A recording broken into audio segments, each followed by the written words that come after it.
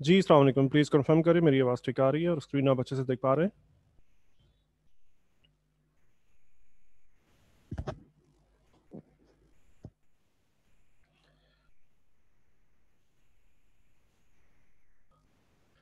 Ji please confirm करें मेरी आवाज़ ठीक तरह से आ रही है।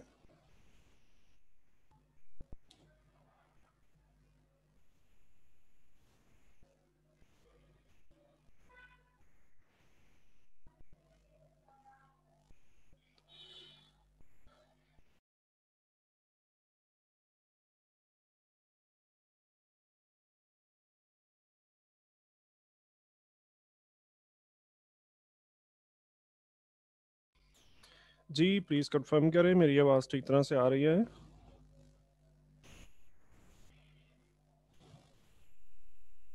ओके, चलिए जी स्टार्ट करते हैं। आज का हमारा लास्ट लेक्चर है और आज का लेक्चर के बाद मैं उम्मीद करता हूँ आपसे कि आप ट्रेडिंग के हवाले से इंशाल्लाह आपको कोई भी किसी किस्म का इशू रहना नहीं चाहिए।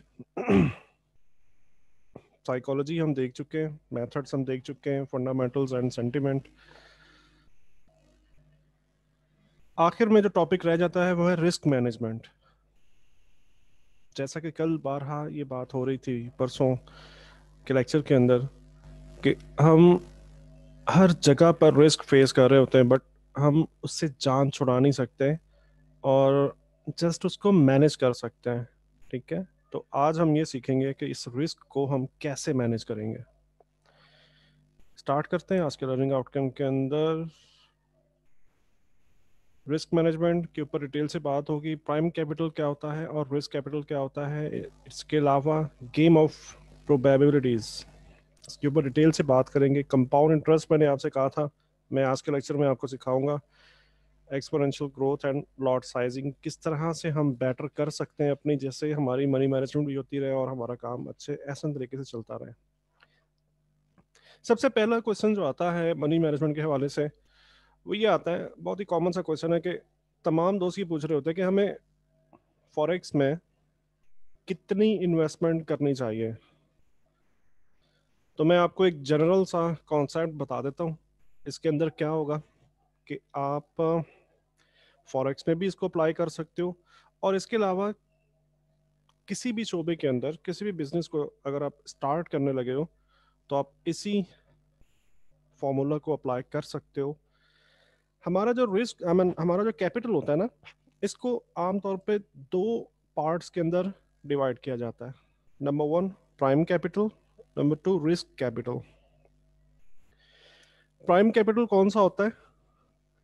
जिसकी हर महीने हमें रेगुलरली ज़रूरत रहती है ना, वो पैसे या वो खर्चे, वो अखराजात जो हर महीने हमने पे करने होते हैं या हमने अदा करने ही होते हैं किसी ना किसी सूरत के अंदर। उनमें कौन कौन से खर्चे हो सकते हैं? हाउस रेंट हो सकता है नंबर वन पे, if you are having a rented house. इसके अलावा डेली फूड एक्सपेंसेस, क्लॉथिंग जिसमें हमारी शॉपिंग वगैरह शामिल होती है, यूटिलिटी बिल्स, बिजली गैस के बिल वगैरह, एजुकेशनल एक्सपेंसेस अगर हमारे बहन भाई पढ़ रहे हैं या आपके अगर किड्स हैं और आप पढ़ रहे हैं तो के एजुकेशनल के एक्सपेंसेस। इसके अलावा मेडिकल एक्सपेंसेस भी इसी के अंदर शामिल होते हैं, यानी कि ये भी ऐसा कैपिटल होता है मेडिकल एक्सपेंसेस का कि अगर कभी भी इसकी ज़रूरत पड़ जाए तो फिर कोई भी कोई भी हम बहानाबाजी नहीं कर सकते कि अब दवाई जो है वो कल ले लेंगे, अभी पैसे नहीं है।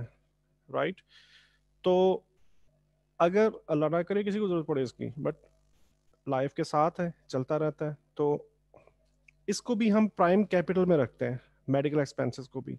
और इसके अलावा ट्रैवलिंग एक्सपेंसेस, अगर आप जॉब कर रहे हो या आप शॉपकीपर हो, बिजनेस ओन कर रहे हो, तो आप अपने ऑफिस जाना डेली, आपकी ट्रैवलिंग, इसके अलावा ट्रैवलिंग के ये तमाम के तमाम जो एक्सपेंसेस हैं ये आपके प्राइम कैपिटल के अंदर फॉल आउट करते हैं। यानी कि ये ऐसा पैसा है जो मंथ एंड पर हमें हर सूरत में हर हाल में चाहिए चाहिए होता है। करेक्ट।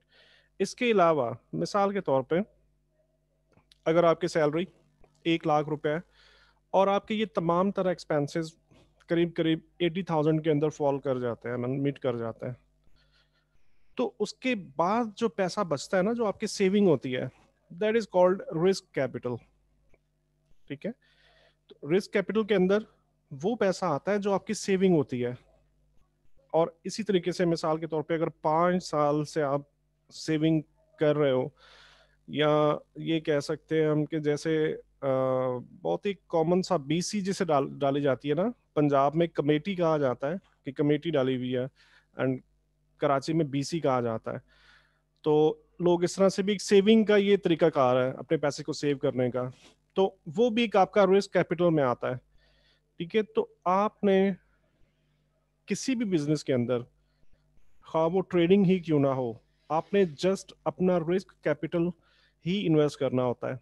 यानी कि ऐसा पैसा कि जिस अगर वो जाया हो भी जाए, अगर वो डूब भी जाए, नुकसान हो भी जाए, तो आपकी जनरल लाइफ जो है ना वो अफेक्ट नहीं होनी चाहिए।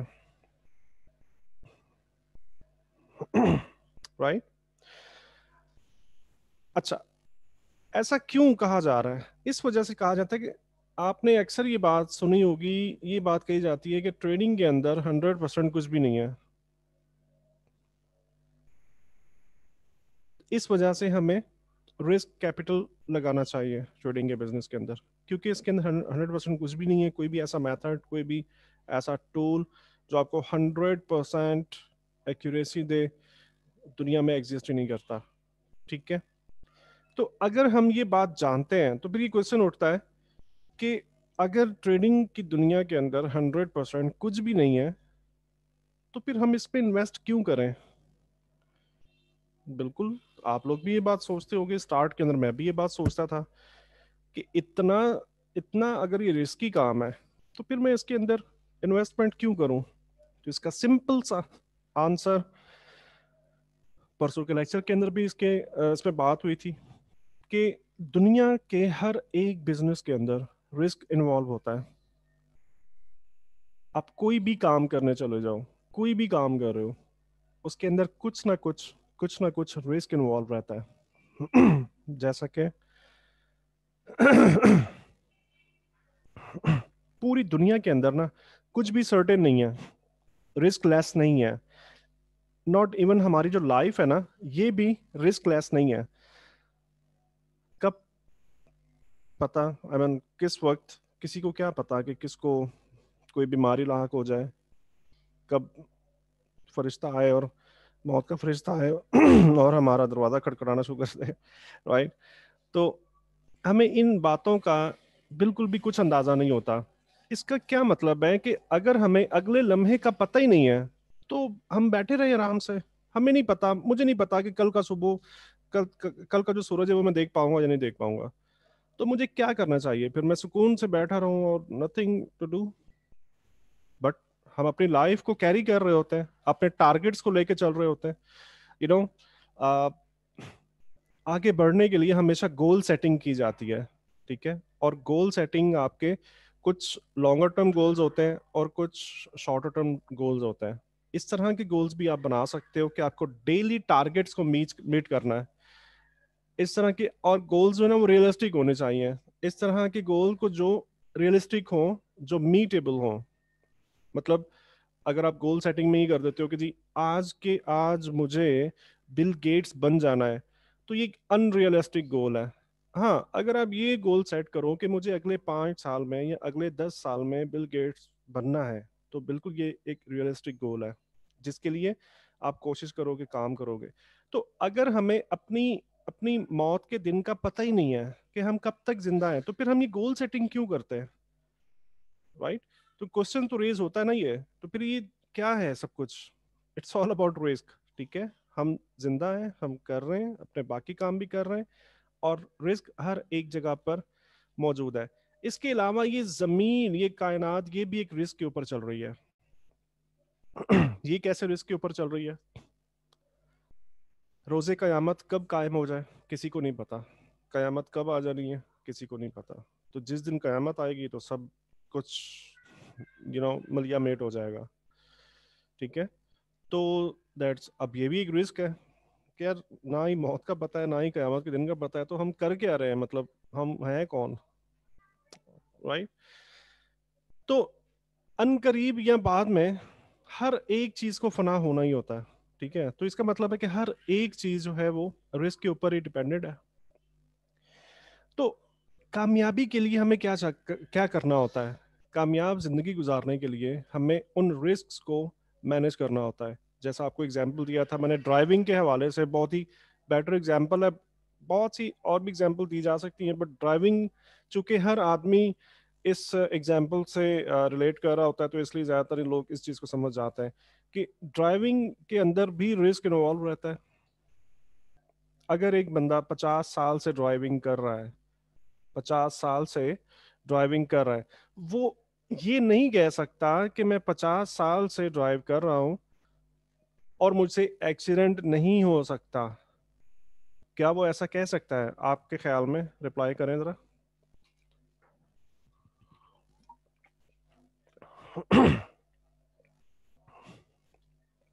एग्जैक्टली नहीं कह सकता। हाँ, ये जरूर हो सकता है कि वो एक मिच्योर ड्राइवर हो।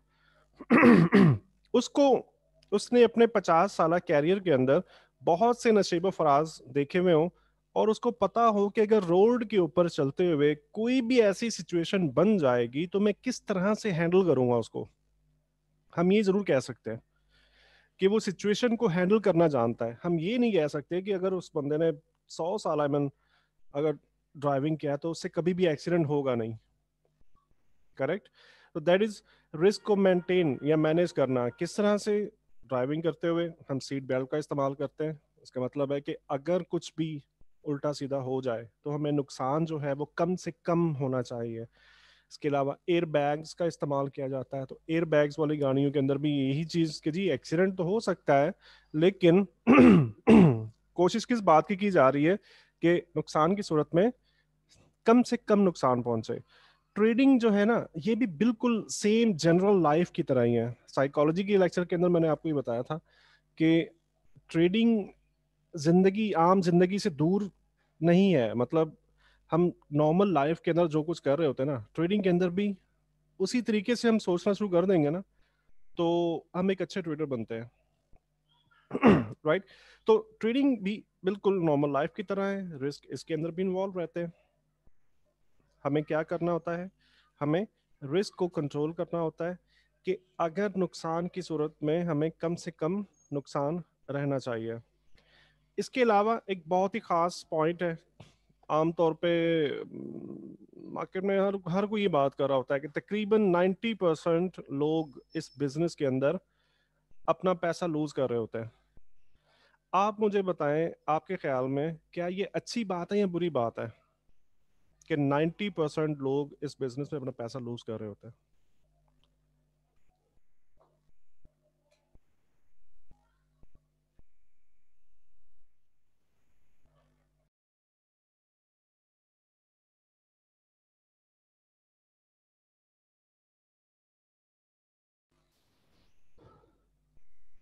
मोहम्मद नईम कह रहे हैं बुरी बात है। चलें देख लेते हैं इसको, बुरी बात क्यों है। हम, अगर ये 90% लोग जो हैं ये पैसा लूज कर रहे हैं, तो हम अपने आप को उन 10% लोगों की लिस्ट में क्यों नहीं रख सकते? हम ऐसा क्यों नहीं सोच रहे कि हम उन 10% लोगों की लिस्ट में आ सकते हैं जो हमेशा पैसा कमाते हैं? अगर 90% ट्रेडर्स पैसा लूज कर रहे हैं, तो 10% लोग ऐसे हैं जो हमेशा प्रॉफिटेबल रहते हैं। हमेशा प्रॉफिटेबल से क्या मतलब है? ये मतलब नहीं है कि हर एक ट्रेड प्रॉफिटेबल रहती है। इसका हरगिज ये मतलब नहीं है कि वो जब भी ट्रेड करते हैं और प्रॉफिट करते हैं, ऐसा नहीं है। उनके भी एसएल होते हैं, उनके भी ट्रेड नेगेटिव जाती हैं। हाँ, ये जरूर होता है कि उनके एसएल बहुत छोटे होते हैं, उनके टीपीज, टेक प्रॉफिट्स, उनके बहुत बड़े होते हैं। ठीक है? और अगर वो वीकली कैलकुलेशन करें या मंथली कैलकुलेशन करें, तो मंथली ये प्रॉफिटेबल होते हैं। At the end of the month ये प्रॉफिटेबल रहते हैं। और जो प्रोफेशनल लाइफ है ना ट्रेडिंग के हवाले से, इसके अंदर एक और बहुत ख़ास चीज़ है। आप शायद आप पहले से कुछ ग्रुप्स वगैरह ज्वाइन किए होंगे। अगर नहीं किए तो पॉसिबली इस कोर्स को एंड करने के बाद आप बहुत से ग्रुपों में जाओगे, बहुत से नए लोगों से मिलोगे, और बहुत सा एडवर्टीजमेंट से आपका वास्ता पड़ेगा। उसके अंदर क्या होता है, लोग क्या कर रहे होते हैं, आपको ये कह रहे होते हैं कि जी हमने 10 दिन के अंदर या हमने एक हफ्ते के अंदर अकाउंट डबल कर दिया।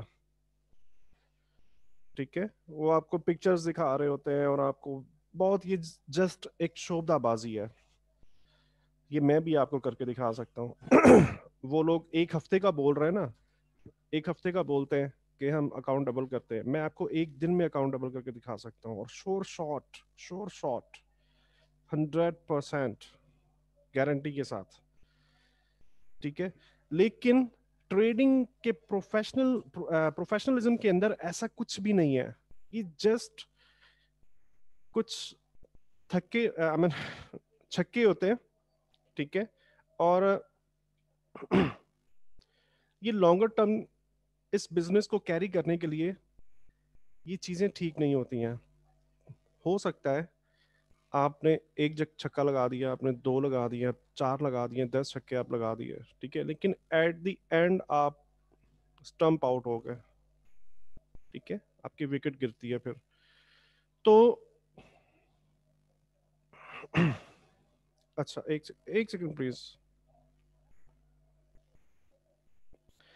बात ये हो रही थी कि 90% ट्रेडर्स जो है ना पैसा लूज कर रहे होते हैं।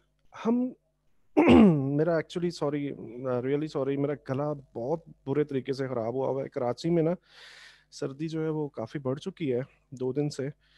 तो चलें खैर। तो 10% की कैटेगरी के अंदर हम अपने आप को क्यों नहीं, हमारा माइंड सेट, हम क्यों नहीं ये सोचते कि हम उन लोगों की लिस्ट में आ सकते हैं। चलिए आपको एक एग्जाम्पल देकर समझाने की कोशिश करता हूँ कि किस तरह से ये चीज़ें काम कर रही होती हैं। फॉरेक्स को कहा जाता है कि ये जीरो सम गेम है। जीरो सम गेम क्या होती है? मिसाल के तौर पे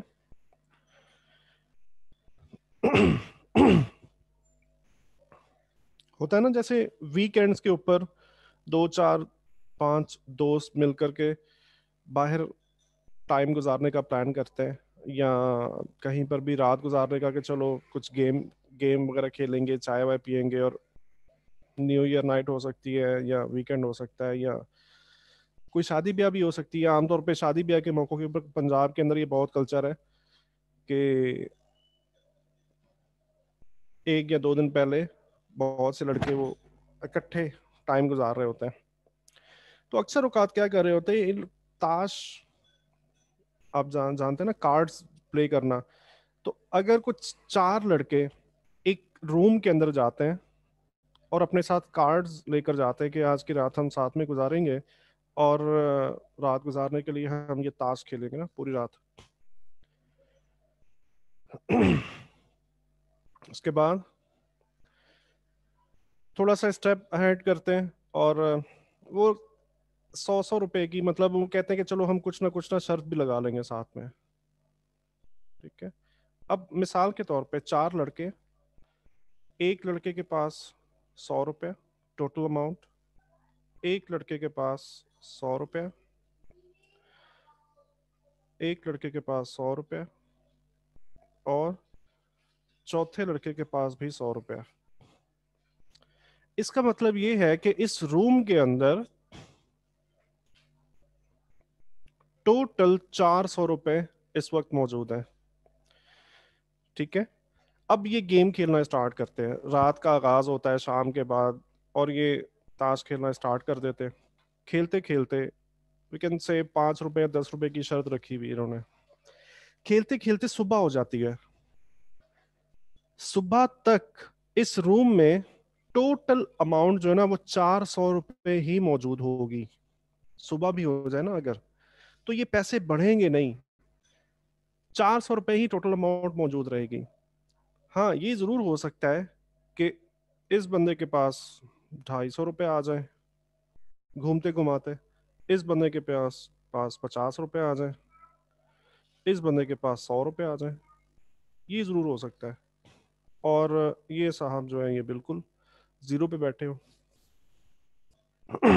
ठीक है, तो जीरो सम गेम किसे कहा जाता है? जिस बिजनेस के अंदर कहीं बाहर से पैसा ना आ रहा हो, जस्ट वो जो पार्टिसिपेंट्स होते हैं ना उसके, उन्हीं का पैसा रोल ओवर कर रहा होता है, कभी किसी हाथ में, कभी किसी हाथ में, कभी किसी हाथ में, कभी किसी हाथ में। ठीक है, that is called zero sum game. तो फॉरेक्स भी जो है ना, ये बिल्कुल एक जीरो सम गेम है। अब मुझे ये बताएं, थोड़ा सोच कर आप मुझे आंसर करें, मिसाल के तौर पे इन चारों में से एक बंदा ऐसा है जो हमेशा जब भी वो ताश खेलता है ना तो वो हार जाता है, तो बाकी तीन के जीतने के चांसेस कितने परसेंट हैं? यानी कि मैं रिपीट करता हूं कि इन चारों में से एक बंदा ऐसा है, चलो इसको ले लेते हैं कि ये बंदा जब भी ताश खेलता है ना ये हार जाता है। ठीक है, तो बाकी तीन रिमेनिंग बंदे जो है इनके जीतने के चांसेस कितने परसेंट हैं? बहुत ही सिंपल सा ये स्टैटिस्टिक की एक कैलकुलेशन है।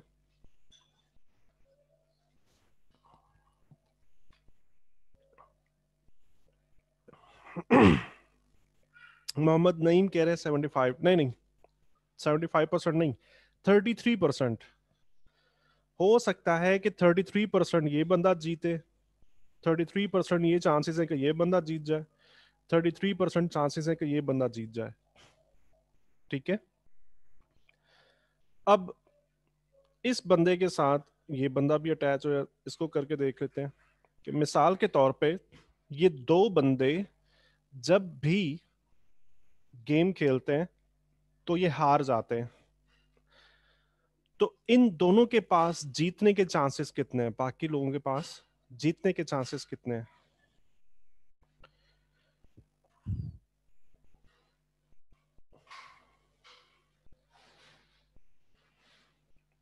जी एग्जैक्टली मोहम्मद, नहीं, 50%। ये चांस है कि 50, चूंकि इनका तो पता है ना कि इन्होंने तो जब भी खेलना है इन्होंने हारना है, तो 50% चांस है कि ये जीत जाए, 50% चांस है कि ये जीत जाए। और अगर इस, जी एग्जैक्टली वकास अहमद साहब, 50-50। अगर इस रूम में मौजूद ये तीनों बंदे जब भी खेलते हैं तो हार जाते हैं, तब इस बंदे के जीतने के चांसेस कितने हैं आपके ख्याल में? 100%, वी कैन से 100%, बट 100% होता नहीं है एक्चुअली। ठीक है, 100% नहीं हो सकता। हम ये जरूर कह सकते हैं कि 99.99%, हम इसे ऐसे जरूर कह सकते हैं, बट 100% कभी भी नहीं होता। ठीक है, तो एग्जैक्टली यही फॉरेक्स है, यही ट्रेडिंग है, यही बिजनेस है। कैसे कि जब आपको ये पता है कि 90% लोग इस बिजनेस में पैसा लूज करते हैं, तो आपके जीतने के चांसेस और ज्यादा हो जाते हैं, और ज्यादा हो जाते हैं। ठीक है, जैसे इस मिसाल के तहत मैंने आपको ये सिखाने की कोशिश की है। तो हमें क्या करना है? हमें जस्ट अपना माइंड सेट चेंज करना है। वो प्रैक्टिसेस जो मैंने आपको बताई थी, उन प्रैक्टिसेस को करते हुए अपना माइंड सेट को चेंज करें कि नहीं, यू कैन विन। देखो, that is a block in your mind. आपने एक ब्लॉक बना के रखा हुआ है आपके माइंड के अंदर कि नहीं जी, हम ये 90% लोगों की लिस्ट में ही है, क्योंकि अब से पहले तक यही सब कुछ होता हुआ आया आपके साथ। अब से पहले तक यही सब कुछ और इसके अलावा हम जो अपने अपनी इन्वायरमेंट के अंदर अपने जो इर्द गिर्द के लोगों को देखते हैं, व्हाट्सएप के फ्रेंड्स हैं हमारे, फेसबुक के फ्रेंड्स हैं, और उनके अंदर हमें कोई भी सक्सेसफुल नजर ही नहीं आता। तो इन तमाम चीजों को देखने के बाद हमारा अपना ये माइंड सेट बन जाता है कि नहीं यार, वाकई में ये इस बिजनेस के अंदर कुछ भी ना पॉसिबल नहीं है, इसको विन करना या इसमें पैसा बनाना पॉसिबल नहीं है। ठीक है, तो ये जो ब्लॉक आपके माइंड के अंदर बन चुका है ना, इसको एक्चुअली ब्रेक करना है। वो प्रैक्टिसेस जो मैंने आपको बताई, बिल्कुल वो प्रैक्टिस करें, ये आपका ब्लॉक जो है ना, ये रिमूव हो जाएगा आहिस्ता आहिस्ता।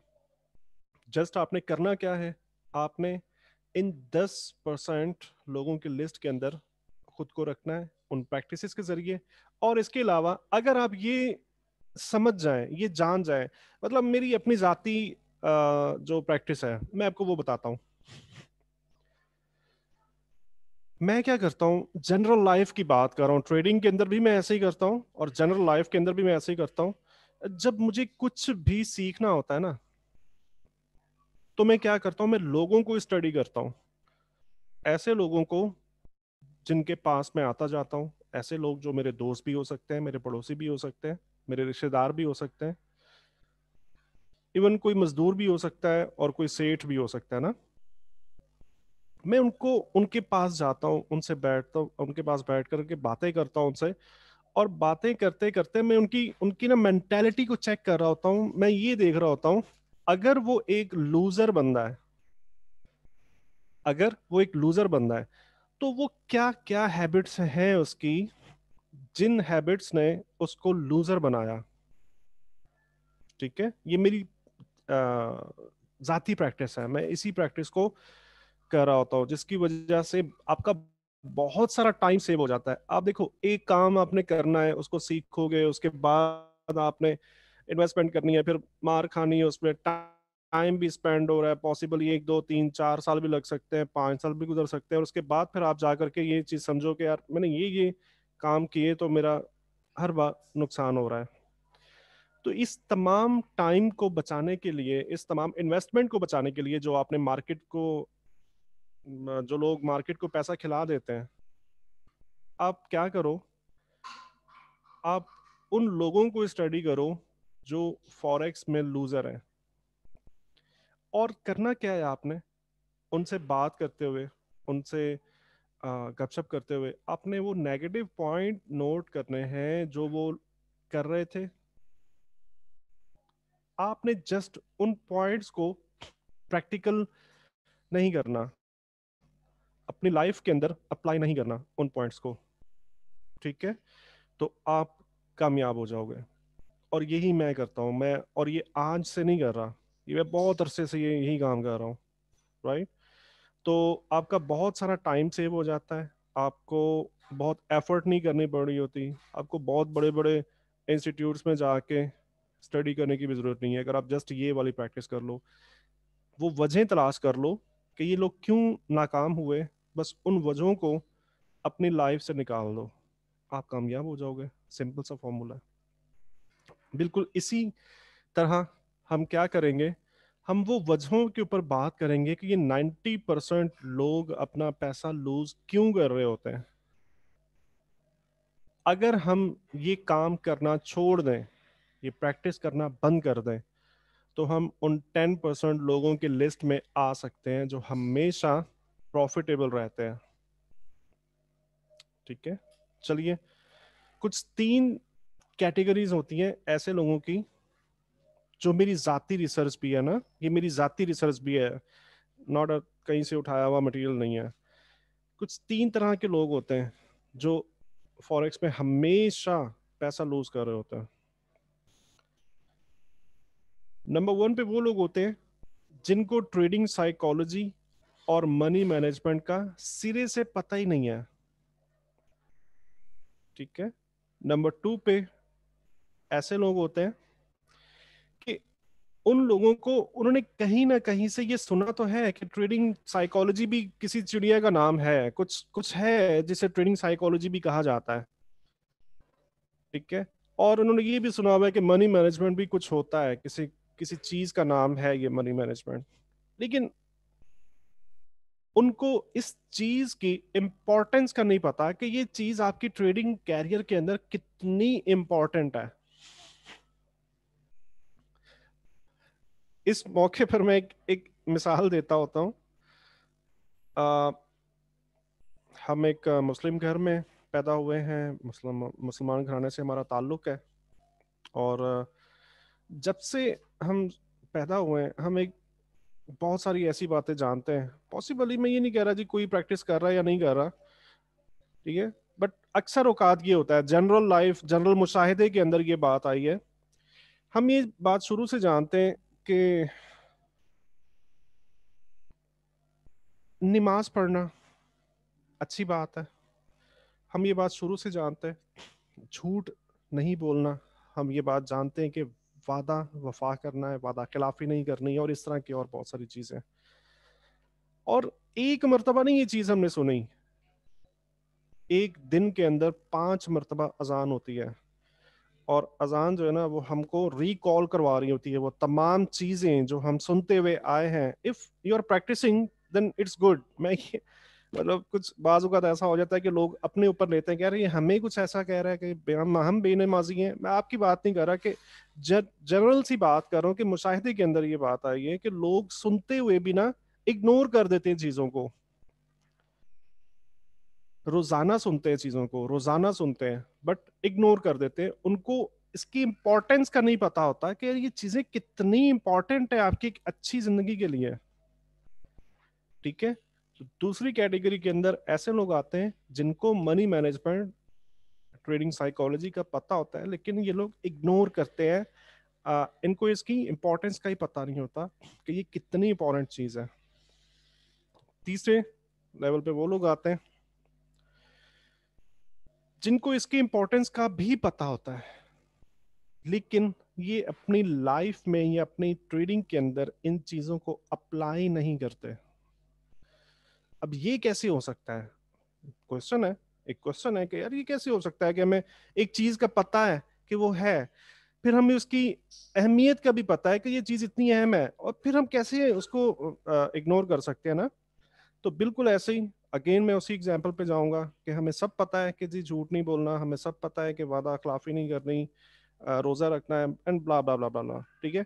तो उसके बाद हम इसकी इंपॉर्टेंस से भी जानते हैं कि यार एक दिन हमें मरना है और उसके बाद हमें अल्लाह मियाँ के सामने पेश होना है। उस दिन हम क्या जवाब देंगे अल्लाह मियाँ को? तो ये इसकी अहमियत है इन चीज़ों की। लेकिन बहुत से लोग हैं वो ये सब कुछ जानते हुए भी अपनी लाइफ के अंदर ये चीज़ों को अप्लाई नहीं कर रहे होते। या फिर अगेन वही बात जो साइकोलॉजी के अंदर मैंने आपको बताई थी कि लोग ये सोच रहे थे कि बस आज ये कर लेते हैं, यानी कि बिग लॉट्स का इंतखाब बस आज के दिन कर लेते हैं, कल से नहीं करेंगे। ठीक है। ये कल बस करेंगे और उसके बाद नहीं करेंगे। राइट। तो ये चीजें दैट इज साइकोलॉजी। और ये वो वजह हैं जिनकी वजह से 90% ट्रेडर्स अपना पैसा लूज करते हैं। और मैं आपको गारंटी दे सकता हूं इस चीज की, अगर आप ये काम ना करो, आप ट्रेडिंग बिजनेस के अंदर आप ग्रो कर सकते हो। ठीक है। इस चीज की इंपॉर्टेंस क्या है, खैर मिसालें देकर के मैंने आपको बताया, बट एक एक एग्जांपल भी ले लेते हैं। जैसी लिवरमोर, आप यूट्यूब कर सकते हो, आप गूगल कर सकते हो, एक बहुत बड़े लिजेंडरी ट्रेडर थे। इतने बड़े ये ट्रेडर थे कि ये तकरीबन 1910 के अंदर ना एक ग्रेट फॉल आया था यूएस मार्केट के अंदर, जिसके अंदर यूएस मार्केट्स क्रैश हो गई थी। इस ग्रेट फॉल के अंदर इन्होंने कुछ $10 बिलियन बनाए थे। राइट।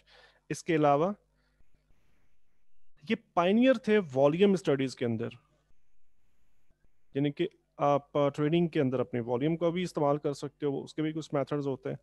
तो ये वो बंदे हैं जिन्होंने इस चीज़ को मुतारिफ करवाया और वॉल्यूम स्टडीज के अंदर बहुत ज़्यादा रिसर्च की।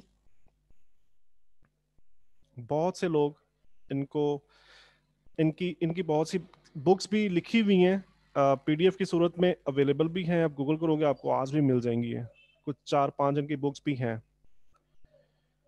ठीक है। ये इतने बड़े ट्रेडर थे कि ये पायनियर थे वॉल्यूम स्टडीज के अंदर। और 1910 के अंदर ये जो ग्रेट फॉल आया था ना, इनको पहले से पहले ये पता था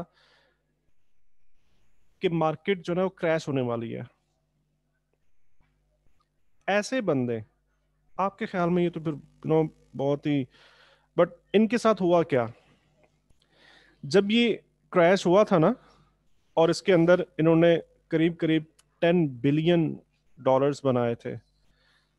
तो जैसे मैंने आपको बताया था ना कि ग्रीड एंड फियर, और ये कॉमन सी बात है, ये किसी भी इंसान पे आ सकते हैं ये जज्बे ना।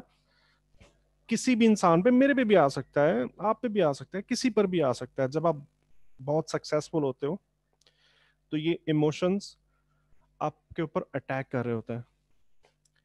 तो इन साहब के ऊपर भी ग्रीड ने अटैक करा ग्रीड ने जैसे ही अटैक किया तो इन्होंने क्या किया, ट्रेडिंग साइकोलॉजी को भुला दिया। सबसे पहले नंबर वन पे ट्रेडिंग साइकोलॉजी को भुला दिया, ठीक है। उसके बाद जब ट्रेडिंग साइकोलॉजी को आप भूलते हो ना, तो मनी मैनेजमेंट ऑटोमेटिकली डिस्टर्ब हो जाती है। नंबर टू पे मनी मैनेजमेंट के रूल्स के साथ छेड़छाड़ कर दी इन्होंने। तो हुआ ये कि कुछ ही टाइम के बाद ये बैंक करप्ट हो गए थे, बिल्कुल जीरो, बैंक करप्ट, ठीक है। चूंकि ये पहली मर्तबा थी, तो दुनिया के जो इन्वेस्टर्स थे वो इन पे ट्रस्ट करते थे। इनके ऊपर दोबारा से इन्वेस्टमेंट की गई, दोबारा से इनको जीरो से ऊपर लेकर आया गया, इनको कैपिटल प्रोवाइड किया गया, और ये वापस ट्रेडिंग की दुनिया में वापस आए और दोबारा से अपने कैरियर का स्टार्ट किया। अगेन इन्होंने अच्छे खासे पैसे बनाए और एक हैवी अमाउंट गेन करने के बाद ये दोबारा बैंक करप्ट हुआ है, ठीक है। इनका ये रिकॉर्ड है, ये जिंदगी में 2 मरतबा बैंक करप्ट हुआ है। और दूसरी मर्तबा जब ये बैंक करप्ट हुए थे ना, तो यूके के एक होटल के एक रूम के अंदर इन्होंने खुद को गोली मार दी थी। इन्होंने एक्चुअली सुइसाइड की थी दूसरी मर्तबा बैंक करप्ट होने के बाद, ठीक है। तो ये चीजें, ये इसकी तरफ इशारा है कि ये कितनी इंपॉर्टेंट चीजें जो हम लास्ट लेक्चर के अंदर और इस लेक्चर के अंदर पढ़ने वाले हैं, कि आपकी की पूरी कैरियर इन 2 चीजों के ऊपर डिपेंड कर रहा होता है। और फिर अंजाम जो है वो जैसे लीवर मोर जैसा भी हो सकता है। और ये बहुत छोटी बातें हैं, मतलब हम ये समझ रहे होते हैं। मैंने बहुत सारे ऐसे बंदे देखे, मैं अपनी जाती एक्सपीरियंस की बात बता रहा हूँ। आज की बात चले, याद आ गई मुझे, आज की बात बताता हूँ। आज क्या हुआ, सुबह मुझे एक बंदे का मैसेज आया और मुझे कहता है, सर मैं तो लुट गया, मैं तो बर्बाद हो गया, मैं तो ये हो गया, मेरा अकाउंट वॉश हो गया। मैंने कहा खैरियत, तो क्या हो गया मुझे बताओ, क्या हुआ क्या तुम्हारे साथ। कहता है, सर वो मेरे अकाउंट में $50 थे और मैं अकाउंट वॉश हो गया, ठीक है। तो यार हमारी मेंटेलिटी ये है कि हम $50 के वॉश के ऊपर खुद को ये समझ रहे हैं कि हम लुट गए और बर्बाद हो गए। ये लोग की मेंटेलिटी फिर कहां तक जाती होगी, जिन्होंने बिलियन ऑफ डॉलर्स इन्होंने बनाए, लेकिन क्या किया, सिर्फ क्या किया, ट्रेडिंग साइकोलॉजी डिस्टर्ब करी और मनी मैनेजमेंट डिस्टर्ब किया, और जमीन पर आ गए, अर्श से फर्श पे आ गई, बिल्कुल बैंकरप्ट हो गए, ठीक है जी। तो बिल्कुल हमने ये तमाम प्रैक्टिसेस नहीं करनी जो ये 90% ट्रेडर्स प्रैक्टिस कर रहे होते हैं, करेक्ट। अच्छा जी, बात करते हैं फॉरेक्स स्टॉक्स को गेम ऑफ प्रोबेबिलिटीज कहा जाता है। इसका क्या मतलब है, जैसा कि हम पहले भी इस चीज को डिस्कस कर चुके हैं कि ट्रेडिंग के अंदर कोई भी चीज, कोई भी मेथड, कोई भी स्ट्रेटजी 100% नहीं होती। अक्सर औकात जब आप मुख्तलिफ ग्रुप्स में जाते हो, मुख्तलिफ जगह पर, एक एक क्यूरियस होता है बंदा ना, मतलब हमारी नेचर है इंसान होने के नाते, ये इंसान की नेचर के अंदर शामिल है कि एक भूख होती है, और वो भूख जो है वो मिटती नहीं है। उस भूख को मिटाने की तलाश के अंदर हम मुख्तलिफ जगहों पर जाते हैं, मुख्तलिफ ग्रुप्स में जाते हैं और देखते हैं कि वो क्या कर रहा है, वो क्या कर रहा है, वो क्या कर रहा है, जिससे फिर हमें बहुत सारे, और ख़ास तौर पे एक ख़ास बात आपको मैं बताऊं कि साइकोलॉजी डिस्टर्ब होने की एक बहुत बड़ी वजह, अगर आप एक अच्छे साइकोलॉजी के हामिल इंसान हैं, तो कतई तौर पर आप बहुत ज़्यादा ग्रुप्स को ज्वाइन मत करें, ठीक है। साइकोलॉजी ख़राब होने की सबसे बड़ी वजह ये होती है, जब आप मुख्तलिफ चीज़ों को, सबकॉन्शियस माइंड क्या कर रहा होता है, चीज़ों को रिकॉर्ड कर रहा होता है। जो चीज़ें आपके माइंड के सामने से बार बार गुजरती हैं, आप चाहे उसको याद करो या ना करो, सबकॉन्शियस माइंड उस चीज़ को रिकॉर्ड कर रहा होता है और हमें इस बात का पता नहीं होता, ठीक है। और वो एक ना एक दिन वो सब चीज़ें फिर हमारे सामने आना शुरू हो जाती हैं। तो खैर चलें, ये टॉपिक थोड़ा चेंज हुआ। एक पॉइंट मेरे माइंड में आया कि साइकोलॉजी डिस्टर्ब होती क्यों है लोगों की, तो ये इसका सबसे बड़ा फैक्टर है। बहुत जगह पे मल्टीपल चीज़ों के ऊपर जाके हम टाइम स्पेंड करते हैं, जो जो चीजें हमने सीखी हैं हम उनके उनके ऊपर बिलीव नहीं कर रहे होते हैं, ठीक है, तो हमारी साइकोलॉजी डिस्टर्ब हो जाती है। तो जब आप मुख्तलिफ जगहों पे जाते हो ना, तो आपको अक्सर औकात ये चीजें देखने को मिलती हैं। कौन कौन सी? 100% प्रॉफिटेबल सिस्टम। लोग ये कर रहे होते हैं कि जी हम, मेरा सिस्टम 100% प्रॉफिटेबल है, यू नो, फॉरेक्स का सीक्रेट कोड हमने क्रैक कर लिया है, हमारी strategies no loss strategy. And बहुत से इंडिकेटर्स बिक रहे होते हैं, दैट दे कॉल कर रहे होते हैं ये सुपर इंडिकेटर है, यानी कि इससे अच्छा इंडिकेटर कोई और है ही नहीं है, ठीक है। तो ट्रेडिंग के अंदर तो 100% कुछ भी हो नहीं सकता। तो फिर ये 100% प्रॉफिटेबल सिस्टम बन कैसे गया? नंबर वन, कि ये बन कैसे गया? चलो बन गया, तो ये अप्लाई कैसे हो रहा है? मैं आपको ये बताता हूँ कि 100% प्रॉफिटेबल सिस्टम अगर बन भी जाता है, अव्वल तो ये ऐसा वैसा कुछ है ही नहीं है, दुनिया में कोई कुछ भी एग्जिस्ट नहीं कर रहा, ठीक है। अगर चलो हम एक लम्हे के लिए मान भी लेते हैं कि 100% प्रॉफिटेबल सिस्टम बन गया है, तो बिलीव मी मार्केट का सिस्टम ही रुक जाएगा, मार्केट चलेगी नहीं। वो कैसे? मान लो कि 100% सिस्टम बन गया, और जिसने भी इसको बनाया उसने कुछ टाइम के लिए इससे प्रॉफिट बना लिया है। बहुत से हैकर्स, आपको पता है, बैठे हैं पूरी दुनिया के अंदर, इस चीज़ की ताड़ के अंदर बैठे हुए होते हैं कि ऐसी चीज़ कोई मिले और हम उसको हैक करें और दुनिया में फैला दें। तो तमाम सिस्टम्स जो भी दुनिया में इस वक्त बने हुए ना, उनके क्रैक्स मिल जाते हैं, उनके क्रैक निकलते हैं, पूरी दुनिया के अंदर स्प्रेड होता है। अब ये 100% प्रॉफिटेबल सिस्टम जो है, ये किसी वक्त में बाय का सिग्नल दे रहा है, तो पूरी दुनिया जो है वो बाय के अंदर बैठ जाएगी, ठीक है। अगर पूरी दुनिया बाय के अंदर बैठ गई है, पेंडिंग बाय ऑर्डर लगाए हुए हैं, ये मार्केट ऑर्डर के साथ बाय कर रही है, तो उस बाय के ऑर्डर को एग्जीक्यूट होने के लिए एक सेल का ऑर्डर चाहिए होता है ना। लिक्विडिटी के अंदर हम नहीं पढ़ा है, हम कोई भी चीज खरीदना चाहते हैं तो उसके लिए हमें एक सेलर चाहिए होता है।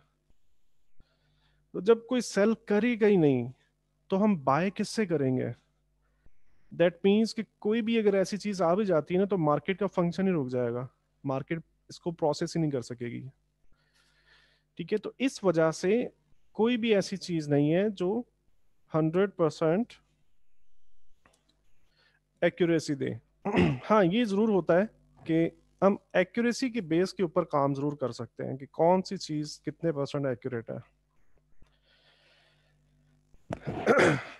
अच्छा, इसके अलावा बहुत से लोग आपको मुख्तलिफ किस्म की और बहुत सी एडवर्टाइजमेंट चल रही होती हैं, और आजकल तो जब से ये कोरोना से पहले ये इतना सब कुछ नहीं था, लेकिन कोरोना के बाद तो लोग चूंकि ऑनलाइन बिजनेस के अंदर बहुत बड़ी तादाद के अंदर इन हुए हैं, तो एडवर्टीजमेंट की नंबर बहुत ज़्यादा बढ़ चुका है। तो अगर चलो एक बहुत ही अच्छा सिस्टम है, ये मान लो जी 100% प्रॉफिटेबल है, या कोई ऐसी चीज़ है जो सीक्रेट कोड था, बस उस चीज़ का, फॉरेक्स का कोई सीक्रेट कोड है और वो क्रैक हो चुका है, या स्ट्रेटजी है जिसमें कोई भी लॉस नहीं है, क्या वो बंदा आपको $100 में सेल करेगा? वो इतनी कीमती चीज, यानी कि देखें, अगर मुझे ये पता चल जाए कि गोल्ड 100% 10 पिप मूव करने वाला है, 100%, ठीक है, तो कौन उसको 0.01 से बाय करेगा? कौन इसको 0.1 से बाय करेगा?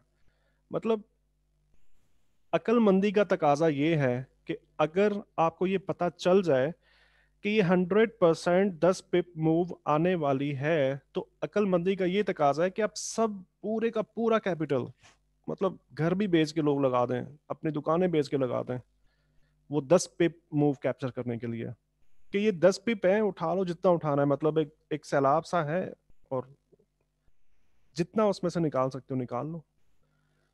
इतनी कीमती चीज जो आपको मिनट के अंदर बिलीनियर बना सकती है, ऐसी चीज कोई आपको $100 में सेल कर सकता है? मतलब नॉनसेंस। ये चीज किसी भी तरह से अकल में आती नहीं है कि इतनी सस्ती पे कैसे दे सकता है। इवन $1 million के अंदर भी ये चीज सेल नहीं करेगा वो बंदा। क्यों नहीं करेगा? क्योंकि उसने तो एक मर्तबा आपसे पैसे लेने हैं। आपने इस चीज से पूरी लाइफ अपने पैसे बनाने हैं, तो आप तो फिर कहाँ चले जाओगे? ठीक है, तो ऐसा कुछ भी नहीं होता, ये तमाम जस्ट एडवर्टीजमेंट्स होती हैं। फॉरेक्स में 100% कुछ भी नहीं होता। जस्ट फॉरेक्स जो है ना, ये गेम ऑफ प्रोबेबिलिटीज होती हैं। अब हम ये देखते हैं कि ये इसका मतलब क्या है इस बात का। प्रोबेबिलिटीज का मतलब है मुमकिनात, यानी कि फॉरेक्स जो है ये एक मुमकिनात का खेल है। इसकी मिसाल मैं आपको देना चाहूँगा। मिसाल के तौर पे, अगर आप अपने दोस्त के साथ कहीं बाहर खड़े हो और खुले आसमान के नीचे, और आसमान बिल्कुल वाइट है, आसमान पे कोई भी बादल मौजूद नहीं है, और आप अपने दोस्त से ये शर्त लगा लेते हो कि अगले 10 मिनट में बारिश होने वाली है, आपके ख्याल में आपके शर्त जीतने के चांसेस कितने हैं?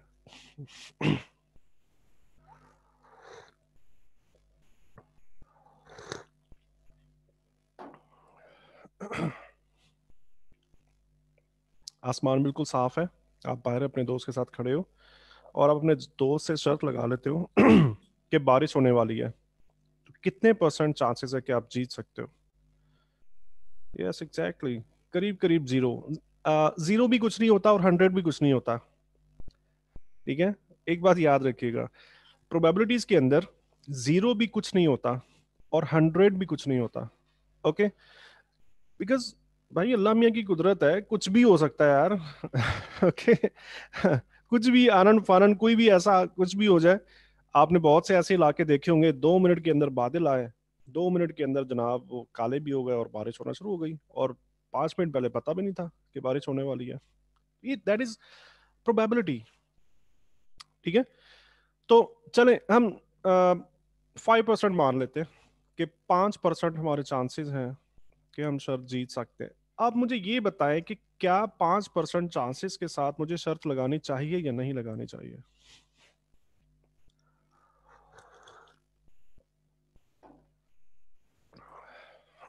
बिल्कुल सही बात है, मोहम्मद नईम कह रहे हैं कि नहीं लगानी चाहिए। ओके, थोड़ा सा टाइम गुजरता है और आसमान के ऊपर काले बादल आना शुरू हो जाता है।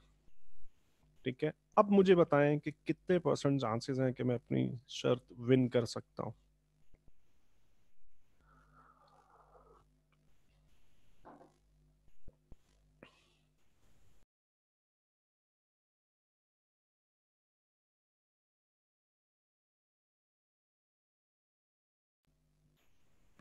नहीं, बिल्कुल नहीं, 50% अभी भी नहीं, करीब करीब 25%।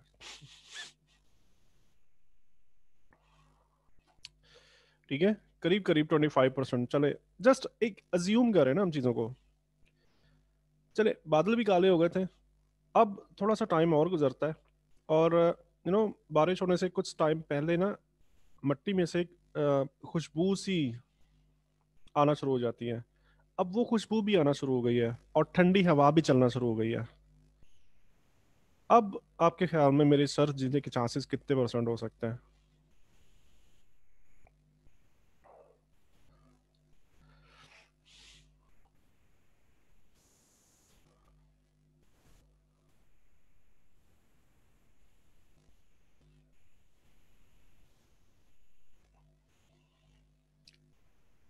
चलो 50% मान लेते हैं हम।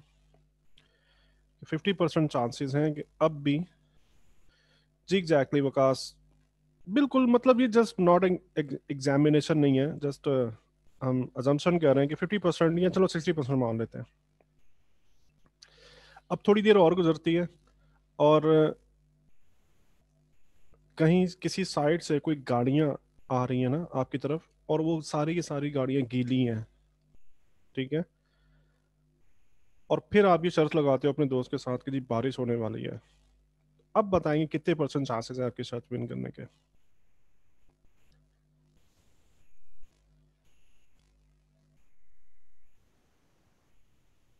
मोर देन 95%, क्योंकि तकरीबन तमाम मुमकिनात जो हैं बारिश होने के लिए, जो जो एविडेंस चाहिए होता है, जो जो मुमकिनात होती हैं उसके पीछे, वो तमाम पैदा हो चुकी हैं।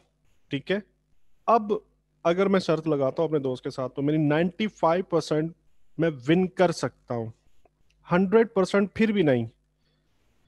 100% फिर भी इसको नहीं कह सकते कि हो सकता है कि सब एविडेंसेस हमारी फेवर में जा रहे हैं और एकदम से मुखालिफ सिमत की हवा चली बहुत तेज किस्म की, और वो बादलों को किसी और सिमत के अंदर घुमा कर ले गई, और आपके साथ के इलाके में बारिश हो रही थी, लेकिन आपके पास जो है बिल्कुल बारिश शुरू नहीं हुई।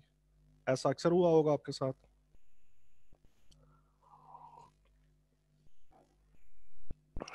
ठीक है। इस वजह से 100% जो ना, ये कुछ भी नहीं होता गेम ऑफ प्रोबेबिलिटीज के अंदर। अब मुझे ये बताएं, जब 5% मेरे विनिंग चांसेस थे, तो क्या मुझे शर्त लगानी चाहिए थी? मोहम्मद नईम ने कहा कि नहीं लगानी चाहिए। Exactly exactly। अब मुझे बताएं कि मेरे विनिंग चांसेस जो है 95% है, क्या मुझे शर्त लगानी चाहिए या नहीं लगानी चाहिए?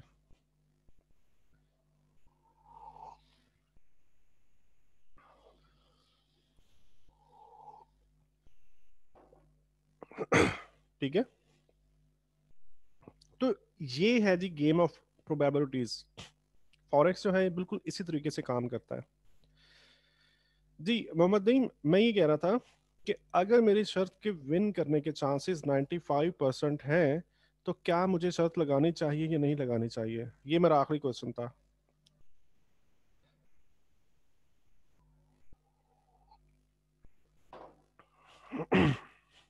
ठीक है। ओके।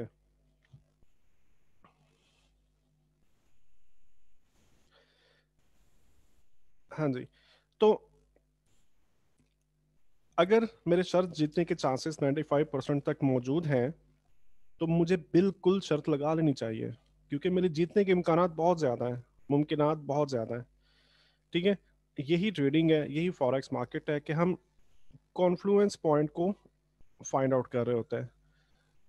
ये फिगर्स जो मैंने लिखी, वो जो बादल आ रहे थे, वो हवा ठंडी हुई, फिर वो मिट्टी में से स्मेल आना शुरू हुई, जो के असरात हमें बता रहे थे कि बारिश होने वाली है, वो क्या थे? लाइक ट्रेंड लाइन का तीसरा टच, लाइक मूविंग एवरेज, इसके अलावा सपोर्ट और रेजिस्टेंस, कॉन्टेक्चुअल रीडिंग के अंदर बैकग्राउंड रीडिंग करना, टग ऑफ वॉर, ये तमाम चीज़ें अगर हम कॉन्फ्लुएंस के अंदर देखेंगे ना, तो फिर हमारे विनिंग रेशो बहुत बढ़ जाती है, हमारे जीतने के इम्कानात बहुत ज़्यादा बढ़ जाते हैं। तब आपको ट्रेड ज़रूर लगानी चाहिए, क्योंकि अब आपके जीतने के चांसेस बहुत ज़्यादा है, बट 100% फिर भी नहीं होता, क्योंकि किसी वक्त कोई भी फंडामेंटल रिलीज हो सकता है, किसी वक्त कोई भी सेंटिमेंट आ सकता है मार्केट, मतलब कहीं पर भी मिसाइल फायर हो सकता है, कहीं पर भी दहशत गर्दी का वाकया हो सकता है, पूरी दुनिया के अंदर कोई भी ऐसा इवेंट हो जाए तो मार्केट के अंदर सेंटिमेंट ट्रिगर कर जाएगा, और मार्केट एक साइड के ऊपर मूव, पॉसिबली वो आपके फेवर में भी मूव कर जाए। लेकिन ये बात याद रखिएगा हमेशा, अगर ऐसी सूरत हाल बन जाए कि आपको मार्केट मूव करने का पता ना हो और मार्केट आपके फेवर में मूव कर रही हो, तो ये बहुत ही खतरनाक सिचुएशन होती है।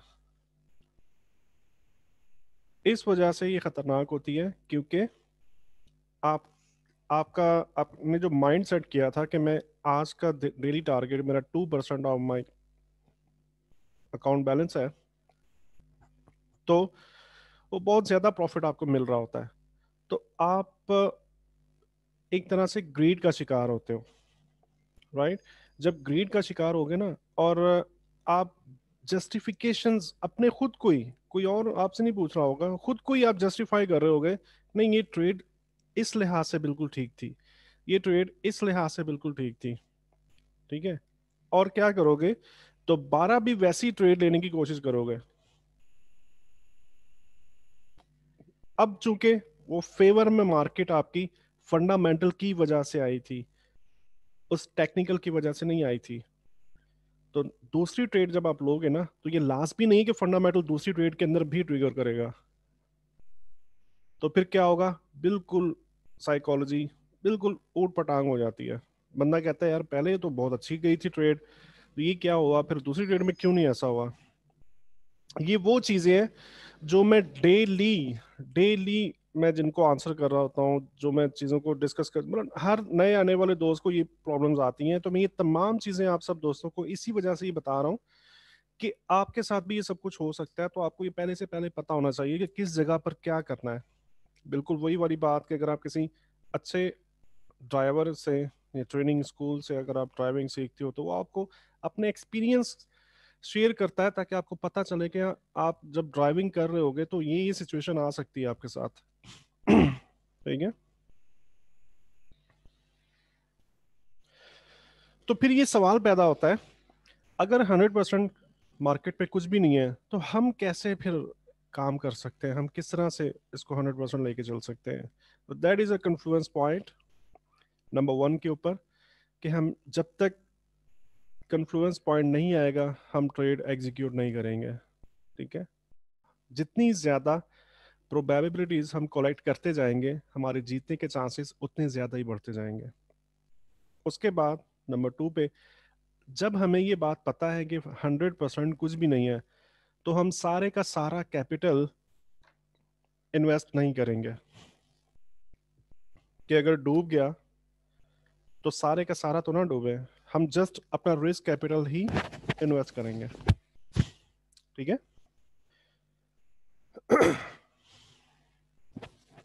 अच्छा जी, बात करते हैं compound interest rate. Compound interest rate क्या होता है? एल्बर्ट आइंस्टाइन ने इसे दुनिया की सबसे ज्यादा पावरफुल फोर्स करार दिया है।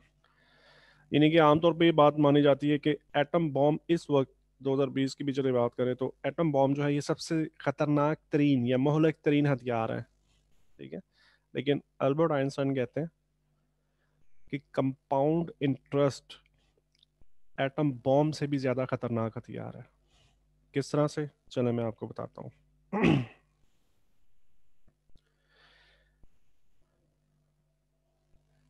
मिसाल के तौर पे एक बंदे को कुछ पैसों की जरूरत पड़ जाती है, और वो अपने एरिया के पंजाब का मुझे नहीं पता, यहाँ पे कराची के अंदर भी बहुत से ऐसे लोग मौजूद हैं जो सूद के ऊपर कर्जा देते हैं। आज भी बैंक्स के अलावा, बैंक्स तो ऑलरेडी हैं ना, लेकिन अब बहुत से ऐसे लोग मौजूद हैं जो सूद के ऊपर कर्जा दे रहे होते हैं, और एक एग्रीमेंट करते हैं कि ठीक है आप इन टर्म्स के ऊपर हमसे आप लोन ले सकते हो। इंस्टेंटली अब 2 मिनट के अंदर लोन मिल जाता है।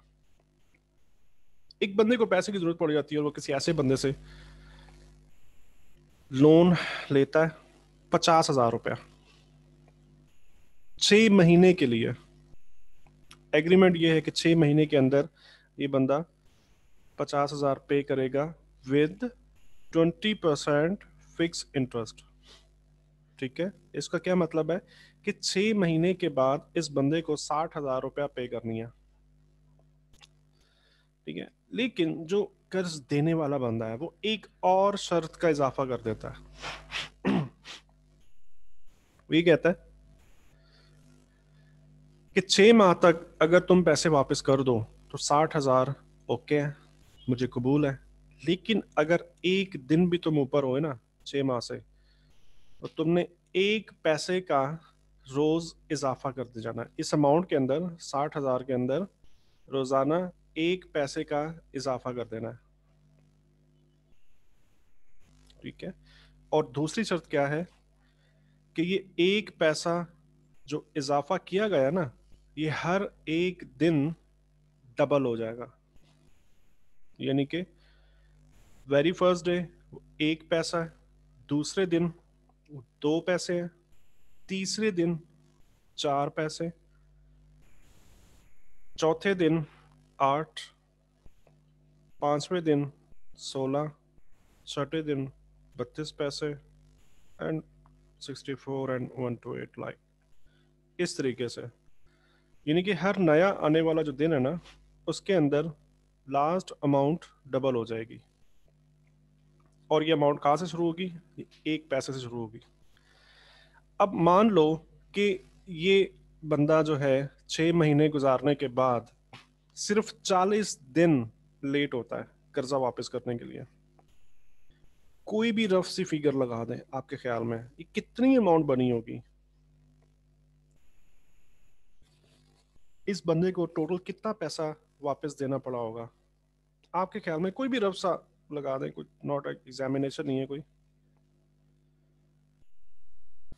यानी कि 1 पैसे से शुरू हो रहे हैं, हर दिन पिछली अमाउंट डबल हो रही है, और 40 दिन तक लोन की रकम वापस नहीं की गई।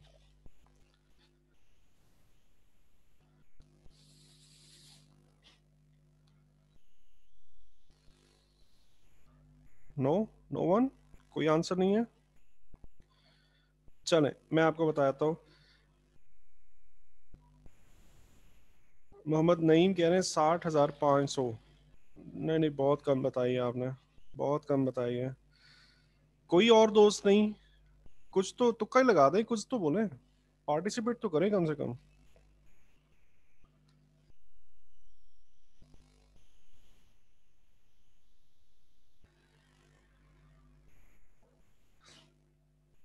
चले मैं आपको बताता हूँ कितनी अमाउंट बनती है।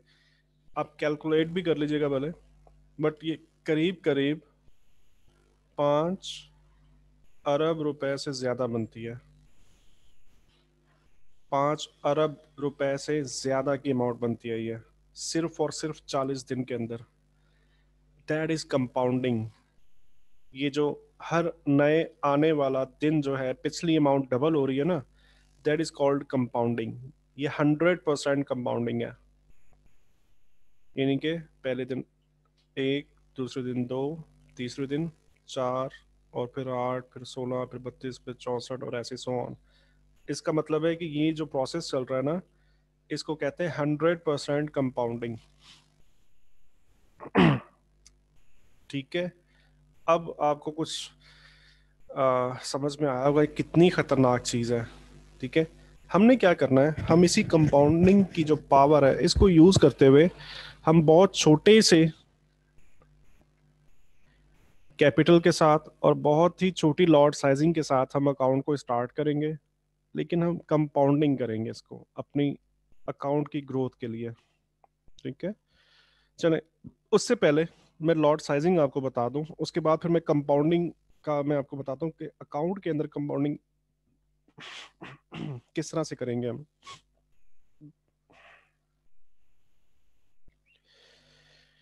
प्रोफेशनलिज्म के अंदर हमने हमेशा एक बात याद रखिएगा कि जो हर एक ट्रेड पर जो रिस्क लेना होता है ना, अपने कैपिटल का सिर्फ 1% हम रिस्क लेते हैं।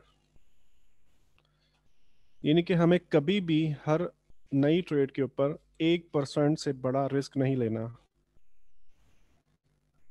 चलो मैं आपको ये बताता हूँ कि किस तरह से आप ये कर सकते हो। फॉर्मूला इसका बहुत ही सिंपल है। ये इसका फॉर्मूला है, अकाउंट साइज को आप मल्टीप्लाई करोगे 0.01 से, आपका रिस्क पर ट्रेड निकल आएगा कि आपको एक ट्रेड पर कितना रिस्क लेना चाहिए।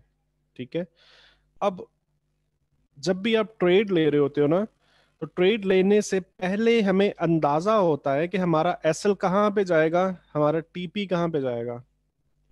तो आपने जस्ट ये करना है कि आपने क्रॉस हेयर टूल की मदद से एसएल की मेजरमेंट कर लेनी है कि आपका एसएल कितने पिप्स का बनता है।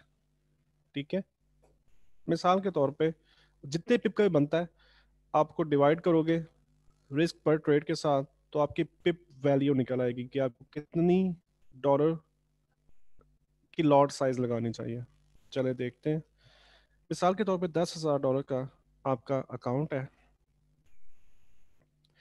हम ये बात जानते हैं कि हमें हर ट्रेड पर सिर्फ 1% रिस्क ही लेना है, इससे बड़ा रिस्क नहीं लेना। तो सबसे पहले हम ये करेंगे कि हम इसका 1% निकालेंगे। 1% निकालने का ये फॉर्मूला है कि 0.01 से इसको मल्टीप्लाई कर दो, $100 इसका आंसर है। इसका ये मतलब है कि हम अपनी ट्रेड के अंदर $100 से बड़ा रिस्क नहीं लेंगे। ओके, उसके बाद हमने एसएल निकालना है कि एसएल कहाँ पे आता है। क्रॉस हेयर टूल को आपने इस्तेमाल किया, और मिसाल के तौर पे आपका एसएल बनता है 50 पिप का। ठीक है, तो आपने इसको डिवाइड करा 100 के साथ, और आंसर आया $2। मींस कि आपको जो लॉट साइज लगानी है, ये ट्रेड एग्जीक्यूट करने से पहले लॉट साइज का इंतखाब करना होता है ना हमें, कि हमने 0.01 की ट्रेड लगानी है या 0.1 की ट्रेड लगानी है, स्टैंडर्ड लॉट के साथ जाना है, ठीक है। तो ये वो तरीका है जिससे आप लॉट साइज अपना कैलकुलेट कर सकते हो कि मुझे कौन सी लॉट साइज इस्तेमाल करनी चाहिए, ठीक है। तो पर पिप वैल्यू जब आपको पता है ना, पर पिप वैल्यू क्या है, $2, तो हमें ये बात पता है कि माइक्रो लॉट जो होती है ना, $1 के बराबर होती है। तो माइक्रो लॉट जो है 0.2, सॉरी मिनी लॉट, माइक्रो कह रहा हूँ, माइक्रो नहीं, माइक्रो होती है 0.01, ठीक है। Mini lot 0.2 is equal to $2 per पिप, ठीक है। इस तरीके से आप लॉट साइज को कैलकुलेट करोगे हर ट्रेड करने से पहले। शुरू के अंदर हमें ये थोड़ी सी कंफ्यूजन हो रही होती है, ये बड़ा, ये ना मेहनत सी लग रही होती है कि यार इतनी मेहनत वाला काम है ये, हर ट्रेड करने से पहले इतनी सारी कैलकुलेशन कौन करेगा। बट थोड़े थोड़े टाइम के लिए ये बॉदर करेगा आपको, लेकिन आहिस्ता आहिस्ता फिर आप यूज टू, आपके दिमाग में ये तमाम चीज़ें फिट हो जाएंगी। आपको ये कैलकुलेशन करने की फिर वापस जरूरत नहीं रहेगी। आपको वैसे ही पता होगा भाई अकाउंट इक्विटी इतनी है और जस्ट मेरी ये लॉट साइज बनती है इतने एसएल के साथ, ठीक है। भी करते करते करते करते प्रैक्टिस हो जाती है। देखिए बड़ी कॉमन सी एक बात है, मैं अगेन फिर वो मिसाल एक देना चाहूंगा ड्राइविंग के हवाले से ही। मुझे नहीं पता कि आप दोस्तों में से कितने पुराने पुराने ड्राइवर, ये तो पता है कि आप ड्राइविंग तो सभी करते ही होंगे, ऐसा आई थिंक नहीं है कि आप में से ड्राइवर कोई भी ना हो, या मोटर बाइक या कार या कुछ ना कुछ तो कभी ना कभी चला ही होगा। हम ये बात जानते हैं कि जब हम ड्राइविंग सीख रहे थे ना, तो उस वक्त हम सोच कर इंटेंशनली हम ब्रेक प्रेस करा करते थे, हम इंटेंशनली क्लच को प्रेस किया करते थे, और एक्सीलेटर को भी, यानी कि सोच कर प्लानिंग करके हमें इस मौके पे हमें ब्रेक दबानी है, इस मौके पे, यानी कि जब भी हम गियर चेंज करेंगे तो हमें क्लच दबाकर फिर गियर चेंज करना है, ठीक है ना। ऐसे ही था ना आपके ख्याल में? जल्दी से रिप्लाई करें जरा। जब हम ड्राइविंग सीख रहे थे तो ऐसा होता था ना कि हम कभी, मतलब मेरे साथ, लिटरली मेरे साथ ऐसा हुआ जब मैं ड्राइविंग सीख रहा था, तो मैंने अपनी ट्रेनिंग के, मेरा ख्याल है कुछ पहले हफ्ते के अंदर ही ना, जिस जगह पर ब्रेक दबानी थी मैंने एक्सीलेटर दबा दिया था। ये मुझे बड़ा याद है, मुझे पक्का याद है, और उसके बाद क्या हुआ था ये भी मुझे याद है। और अब्बा से मार भी पड़ी थी। ठीक है। तो जब हम चीज सीख रहे हैं ना, तो हम इंटेंशनली ये सब कुछ कर रहे हैं, लेकिन अब हम ये तमाम चीजें सीख चुके हैं। ड्राइविंग करते हुए हमें 5 साल, 10 साल, 20 साल या 1 साल या 2 साल का टाइम गुजर चुका है। अब हम जब भी गियर चेंज करते हैं ना, तो क्लच हम सोच कर नहीं दबाते, हमारा पाँव ऑटोमेटिकली प्रोग्राम हो चुका है कि जब भी मुझे ये एक्टिविटी करनी है ना, तो वो पाँव हरकत में आता है, क्लच दबाता है, और हमारा हाथ जो है, अब उसको ये भी पता है कि दूसरा गियर कहाँ पे है। पहले ये भी होता था यार, ये मैं कहीं तीसरा गियर ना लगा दूं, कहीं चौथा ना लगा दूं, कहीं पांचवा ना, करते करते करते करते करते करते आज ये दिन है कि हमें बिल्कुल भी सोचना नहीं पड़ता किसी भी काम के लिए। हमें पता है कि सेल्फ कहाँ पे लगनी है, हमें पता है रिवर्स गियर कहाँ पे है, हमें पता है सब कुछ, अब डिजाइन हो चुका है हमारा पूरा, पूरे जो आज़ा हैं जिस्म के, अकॉर्डिंग टू दैट एक्टिविटी वो डिजाइंड है ऑलरेडी। इसी तरीके से जब हम किसी भी प्रैक्टिस को करते रहते हैं ना, तो वो चीज हमारे मेंटालिटी के अंदर वो रच जाती है, बिल्कुल रच बस जाती है, इनहेरिट हो जाती, आई मीन बिल्कुल ना पेनिट्रेटेड हो जाती है। तो ये तमाम कैलकुलेशंस शुरू के अंदर पॉसिबल है, आपको शायद परेशान करे, बट बाद में इशू नहीं आएगा, ठीक है जी। चलें जी, अब बात करते हैं कंपाउंडिंग की, कि हम अकाउंट के अंदर किस तरह से हम इसको अप्लाई कर सकते हैं।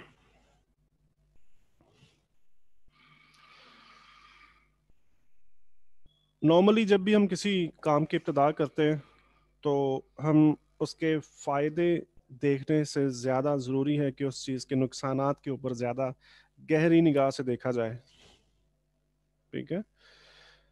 तो फ़ायदा होना वो तो बात की बात होती है, तो पहले नुकसान को देखते हैं कि वो नुकसान हमें कितना होगा, पहले ये बताओ हमें, तो चलें हम भी सबसे पहले लूजिंग सिनेरियो की बात करते हैं कि अगर कंपाउंडिंग की पावर को यूज करते हुए हम नुकसानदेह सिनेरियो की बात करें तो हमारे साथ ज्यादा से ज्यादा हमारे साथ क्या हो सकता है।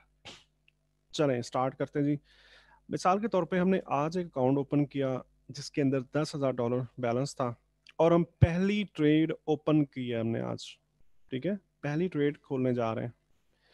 फॉर्मूला के साथ हमने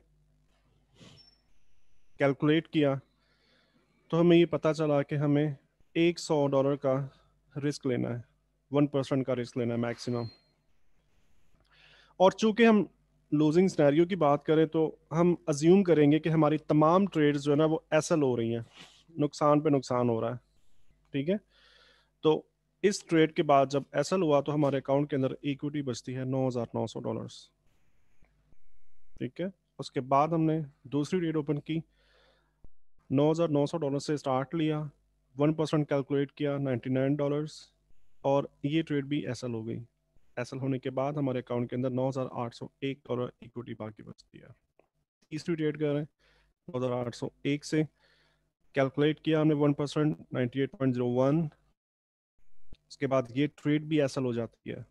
तो एसएल होने के बाद हमारी इक्विटी अब $9,703 रिमेनिंग रह जाती है। चौथी ट्रेड की 9,703 से स्टार्ट लिया, 1% कैलकुलेट करा तो 97.029।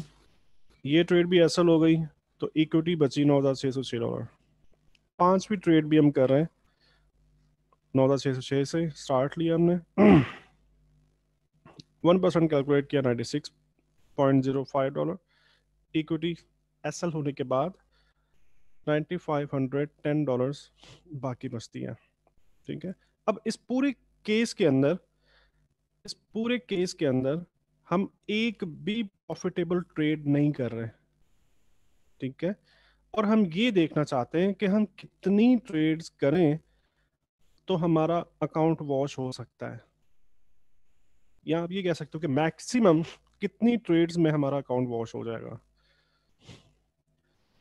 इसी प्रोसेस के थ्रू हम 50वीं ट्रेड कर रहे हैं।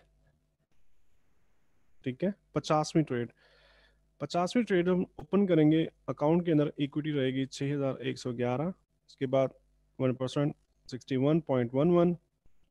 ये ट्रेड भी असल हो जाती है तो इक्विटी बचती है 6,050।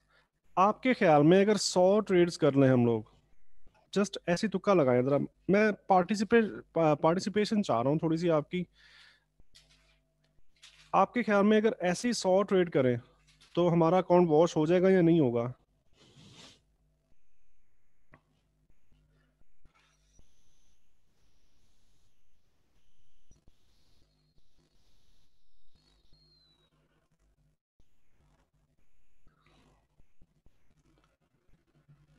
अगर ऐसे ही इसी फॉर्मूला के तहत अगर हम 100 ट्रेड्स करें तो आपके ख्याल में अकाउंट वॉश होगा या नहीं होगा?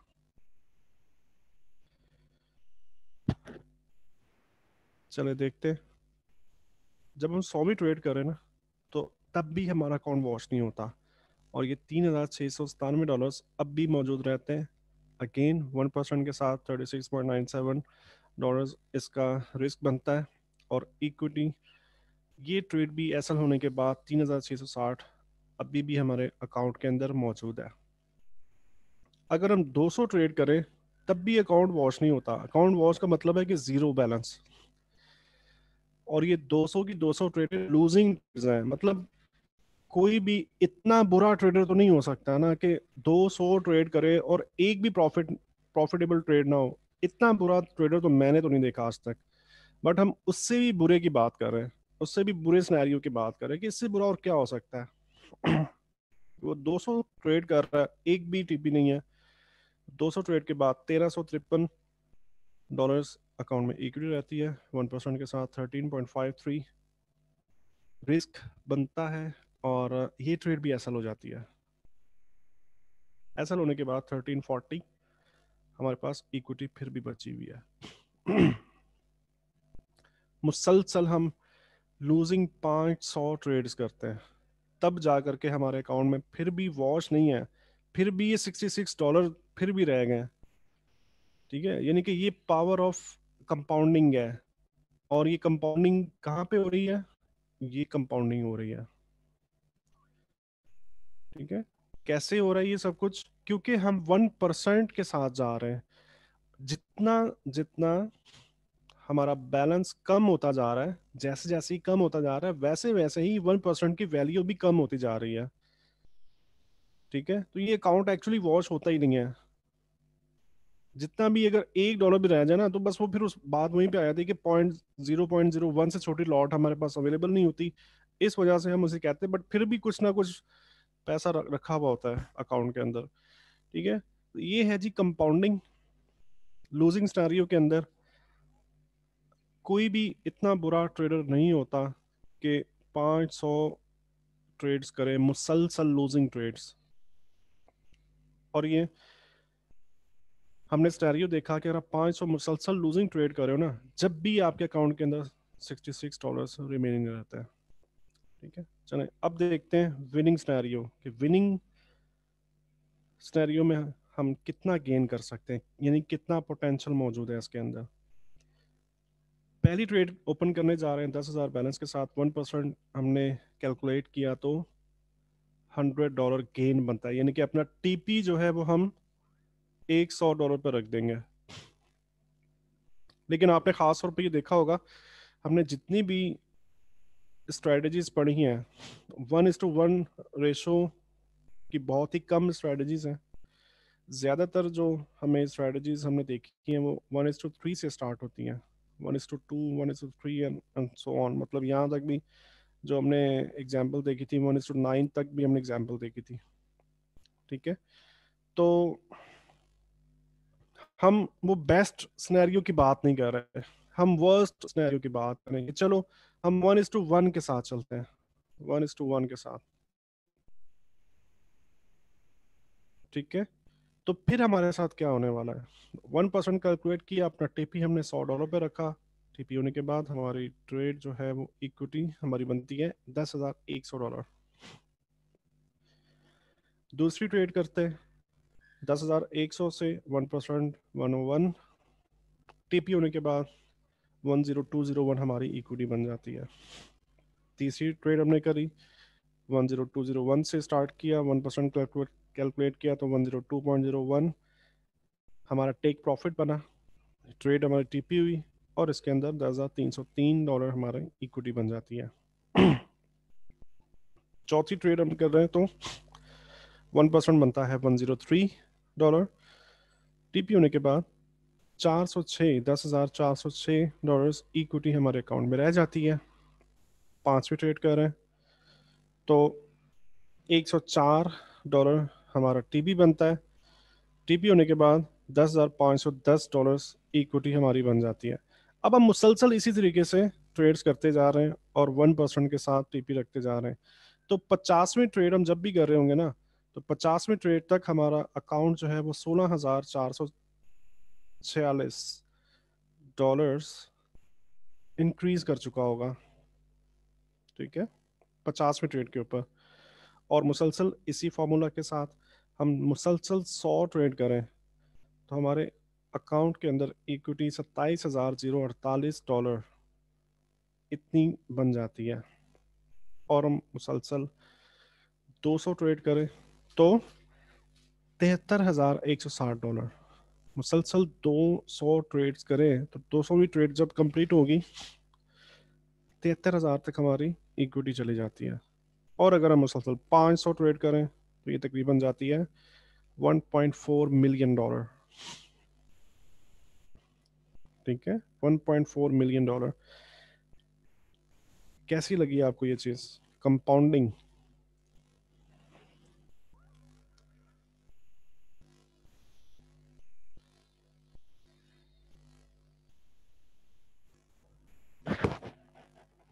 हेलो?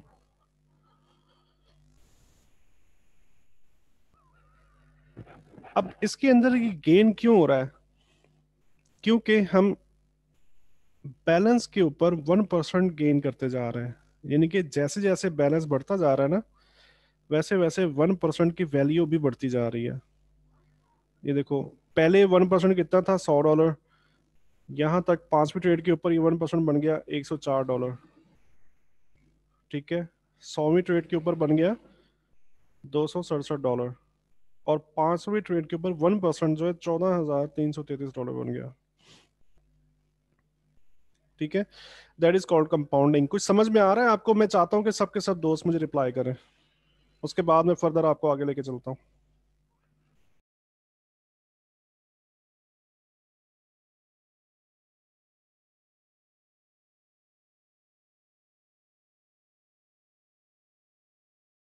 Okay, very good. मुझे तो ये लगने लग गया था कि शायद मेरी आवाज़ ही नहीं जा रही है आपको। मतलब मैंने 2-3 क्वेश्चन किए दरमियान में, बट कोई रिप्लाई नहीं मिला। But मोहम्मद नईम बस रिप्लाई कर रहे हैं, इसके अलावा कोई भी और मुझे एक्टिव नज़र नहीं आ रहा।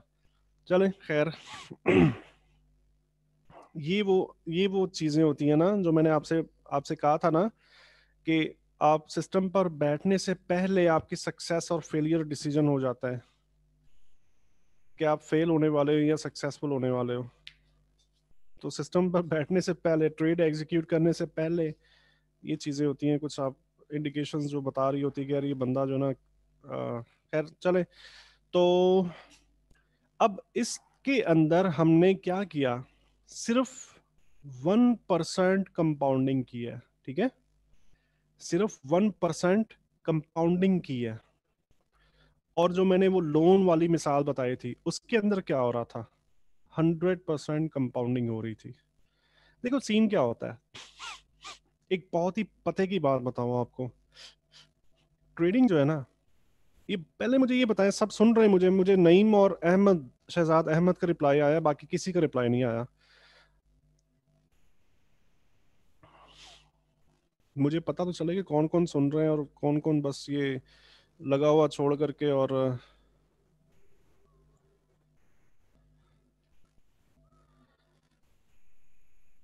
ओके चलें, वेरी गुड। चलें, थोड़ा गौर से सुनिएगा। ट्रेडिंग जो है ना, ट्रेडिंग ये इट सेल्फ एक बहुत ही मुश्किल चीज नहीं है। ठीक है, हमने जस्ट वेरिएशंस को देखना होता है कि कौन कौन सी वेरिएशन आ रही है। मिसाल के तौर पे आपने एक चेकलिस्ट बना ली है, उस चेकलिस्ट के अंदर ये लिखा है नंबर 1 के ऊपर कि RSI यहाँ पे होना चाहिए, नंबर 2 मूविंग एवरेज यहाँ पे होनी चाहिए, नंबर 3 स्टोकेस्टिक यहाँ पे होना चाहिए, नंबर 4 ब्ला ब्ला ब्ला ब्ला। आपने कुछ पॉइंट लिखे हुए हैं उस चेकलिस्ट के अंदर। आपने खुद के साथ ही ये प्रॉमिस करना है कि जब तक ये 10 के 10 पॉइंट मीट नहीं करेंगे मैं ट्रेड नहीं करूंगा। ठीक है, नंबर 1। मतलब सबसे बड़ी गलती जो होती है ना, वो ये होती है कि हर जगह से मार्केट में इन होने की हम लोग ट्राई कर रहे होते हैं, जो कि हमारे नुकसान का सबसे बड़ी रीजन है। तो आपने खुद के साथ ये प्रॉमिस कर लो कि जब तक ये 10 पॉइंट मीट ना करें उस वक्त तक मैं मार्केट में ट्रेड नहीं करूंगा। जब ये 10 के 10 पॉइंट मीट कर गए और आपको एंट्री मिल रही है, मिसाल के तौर पे बाई की एंट्री मिल रही है, तो इन्हीं के अंदर एक पॉइंट ऐसा भी होगा जिसके अंदर आपने ये लिखा होगा कि मेरा जो SL है वो 10 पिप्स का होगा करीब करीब, और आपका TP जो है वो 50 पिप्स का होगा।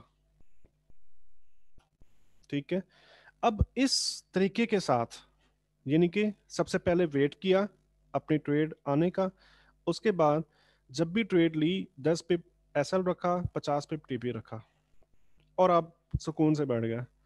अब ट्रेड को करने दो कि वो क्या कर रही है, या तो SL करे या वो TP करे, उससे पहले उसको बंद नहीं करना, मैनुअली उसको क्लोज नहीं करना।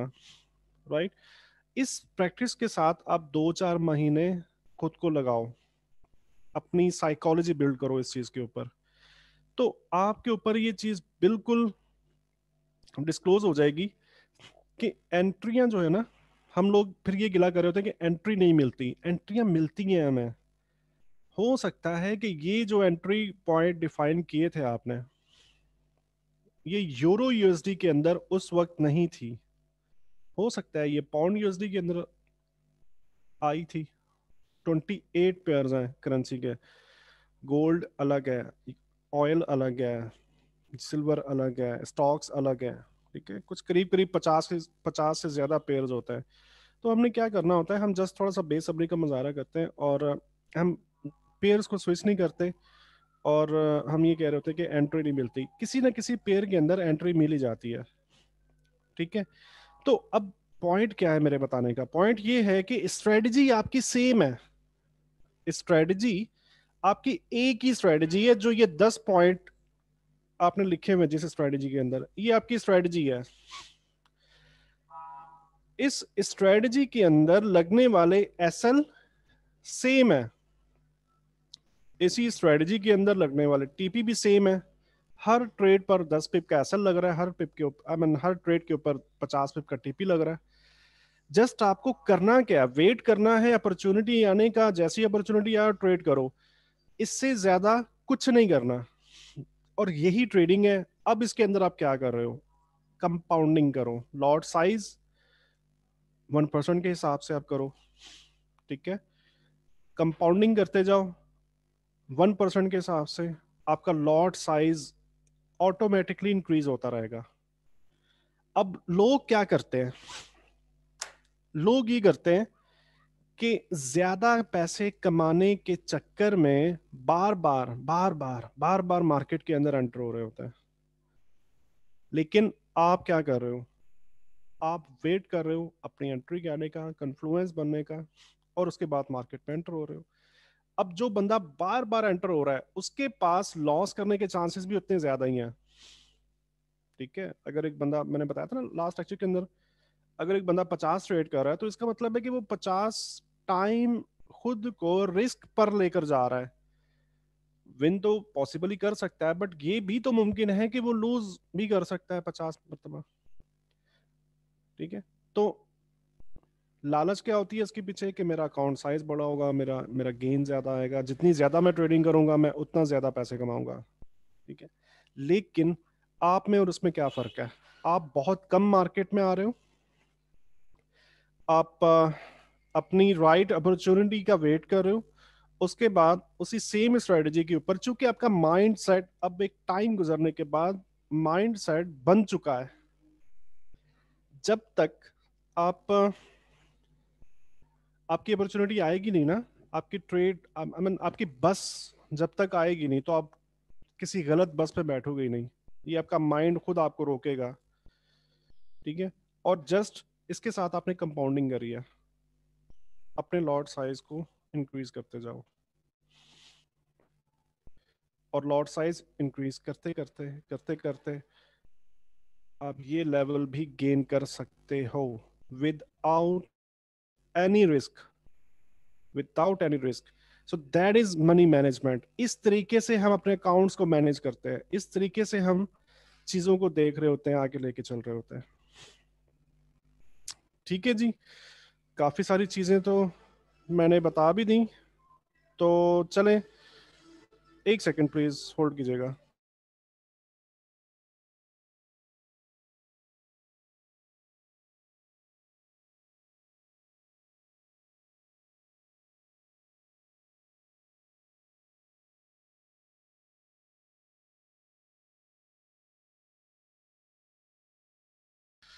जी ठीक है जी, लेक्चर तो हमारा यहाँ पे कंप्लीट होता है अब, कि मनी मैनेजमेंट कैसे करनी है, लॉट साइजिंग कैसे करनी है, और कंपाउंडिंग कैसे करनी है। अब ये मैं आपको कुछ एडिशनल चीजें बता रहा हूँ, वो चीजें जो हमने पढ़ी हुई हैं पहले, अब वो हम रिकॉल करेंगे, चूंकि ये आखिरी लेक्चर है, तो एट दी एंड हम तमाम चीजों को रैप अप करेंगे।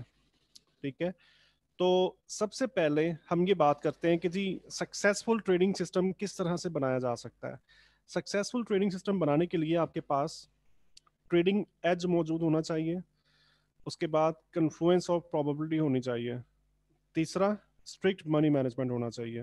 ये किस तरह से मुमकिन है, ट्रेडिंग एज से क्या मतलब है, जैसे मैंने आपको बताया था कि ट्रेडिंग जो है ना is like catching a snake, सांप को पकड़ने के मुतरादिफ है ट्रेडिंग। इसका क्या मतलब है कि हम हर वक्त हर डायरेक्शन से किसी भी यू नो किसी भी वे में हम सांप को पकड़ने की कोशिश करेंगे ना, तो वो हमें बाइट करेगा। हमने वेट करना है उस वक्त का जब सांप वीकनेस दिखाएगा अपनी, जब हमें ये पता चल जाए कि अब सांप वीक है, अपनी वीकनेस शो कर रहा है, उस वक्त हम शाम को पकड़ेंगे ना, तो शाम के काटने के चांसेस बहुत ही कम होंगे। तो that is called trading edge. यानी कि आपके पास कोई ऐसी चीज होनी चाहिए, ऐसा मेथड होना चाहिए, या ऐसी स्ट्रेटजी होनी चाहिए जो दूसरों के पास नहीं है। और वो तमाम चीजें जो आपको पढ़ाई बिल्कुल आपके लिए एक ट्रेडिंग एज है। और खास तौर पे gap bar technique, gap bar technique it's definitely an edge. इसके अलावा फंडामेंटल स्टडी जो की हमने, दैट्स अ मतलब एक्सट्रीम लेवल का एज है। मैं शर्तिया ये कह सकता हूँ बहुत कम लोग जानते हैं इन चीज़ों के बारे में जो आपको बताई है। ठीक है, दैट मीन्स कि आपके पास ट्रेडिंग एज मौजूद है। उसके बाद कन्फ्लुएंस का आप वेट करोगे।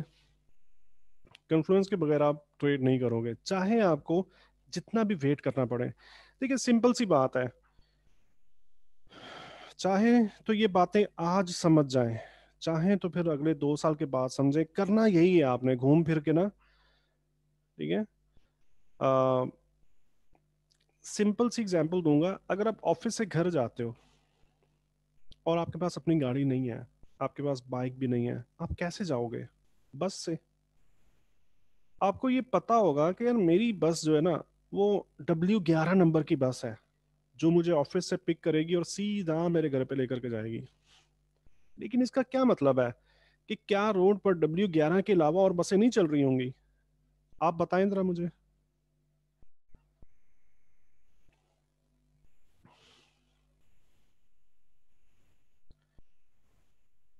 एग्जैक्टली चल रही होंगी। ठीक है, तो क्या क्या हम हर किसी बस में बैठ जाएंगे? आपको क्या लगता है कि क्या हर किसी बस में बैठ जाना चाहिए?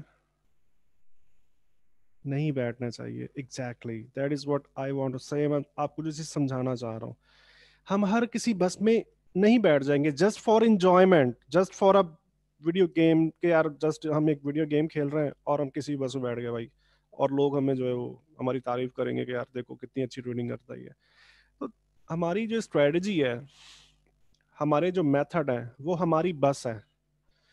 वो ही बस है जो हमें हमारे घर तक लेकर जाएगी। इसके अलावा हम किसी और बस में सवार हो गए तो ये मुमकिन है कि वो बस हमें कहीं और ले जाए।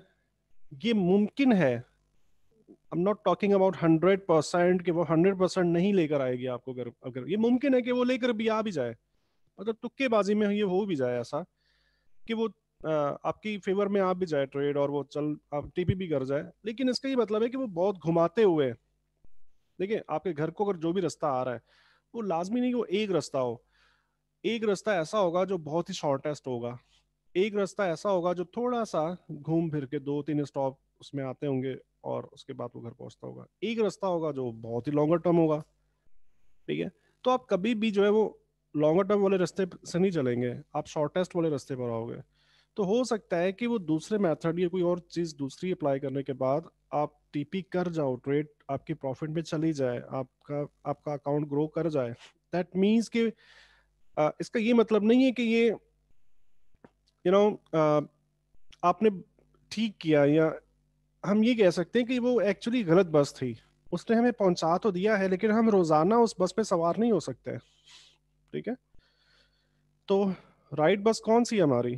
Confluence of probabilities. जब तक हमें कन्फ्लुएंस नहीं मिलेगा हम ट्रेड में एंटर नहीं होंगे। इसके बाद स्ट्रिक्ट मनी मैनेजमेंट के क्या रूल्स हैं, हमने हर एक ट्रेड के ऊपर 1% से बड़ा रिस्क ओपन नहीं करना। ठीक है, और अगर हमारे अकाउंट में एक वक्त में एक से ज्यादा ट्रेड्स चल रही हैं, तो तमाम ट्रेड्स का जो रिस्क होगा ना, क्यूमुलेटिवली 5% से बड़ा नहीं होना चाहिए। ठीक है, अच्छा जी, ट्रेडिंग चेकलिस्ट एक जनरल चेकलिस्ट है। अ, इसको प्रिंट आउट करें, इसको बार बार पढ़ें। इसके अंदर तमाम चीज़ें मौजूद हैं जो आपको ट्रेडिंग करने के लिए दरकार है। ठीक है, सबसे पहले फॉरेक्स फैक्ट्री पे जाएंगे, रेड न्यूज़ मार्क करेंगे।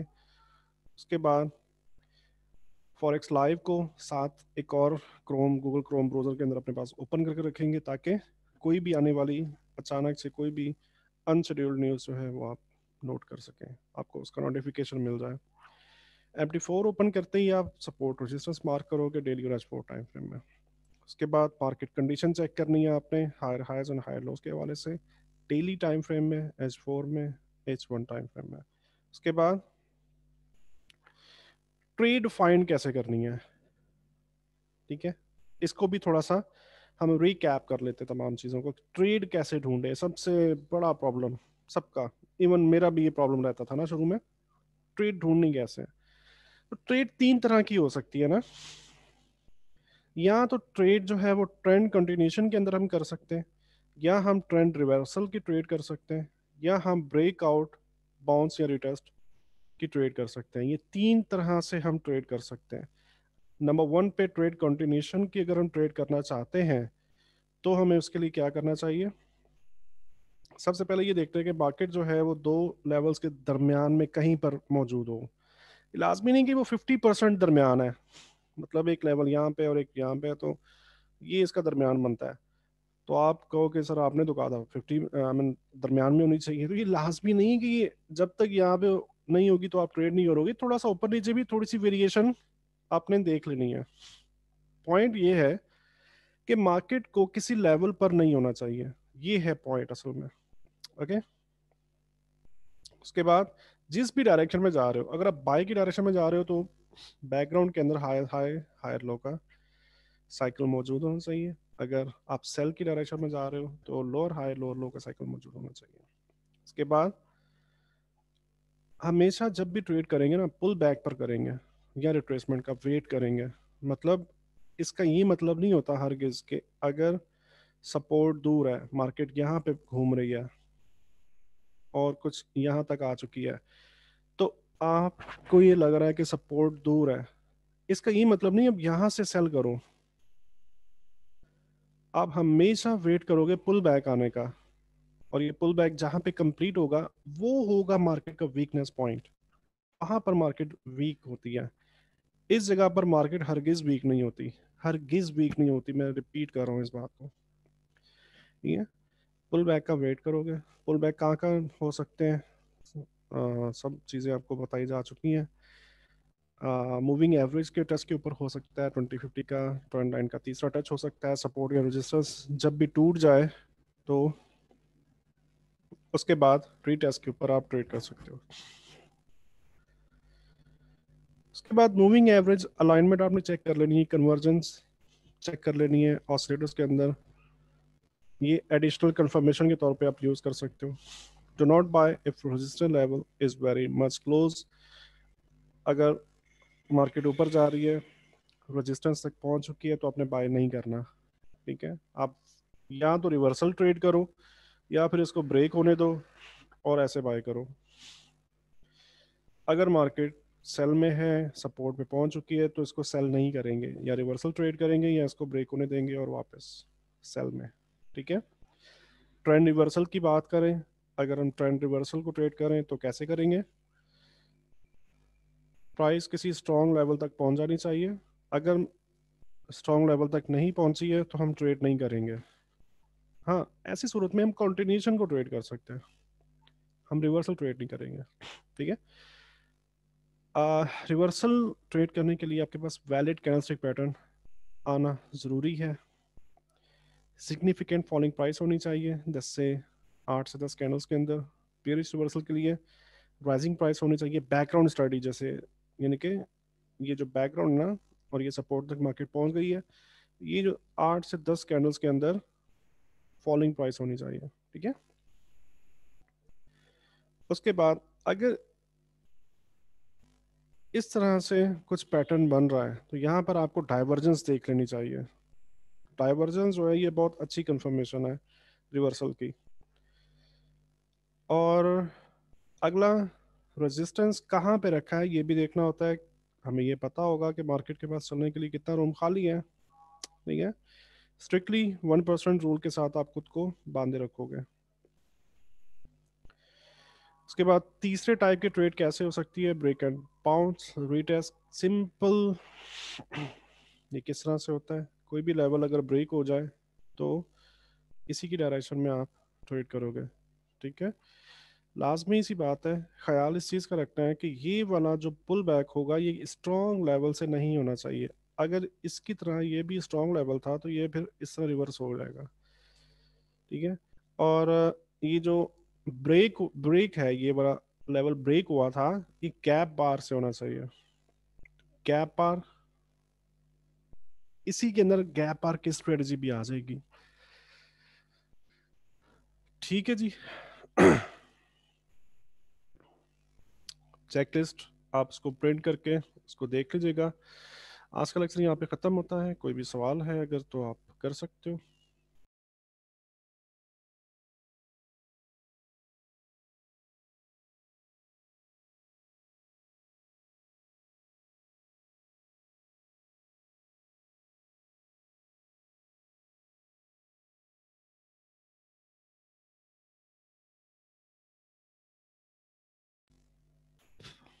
कोई क्वेश्चन नहीं है?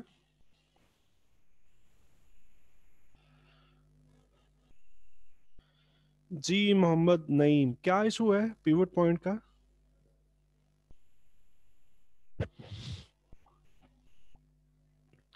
जी थैंक यू रजा नवाज साहब, thank you so nice of you.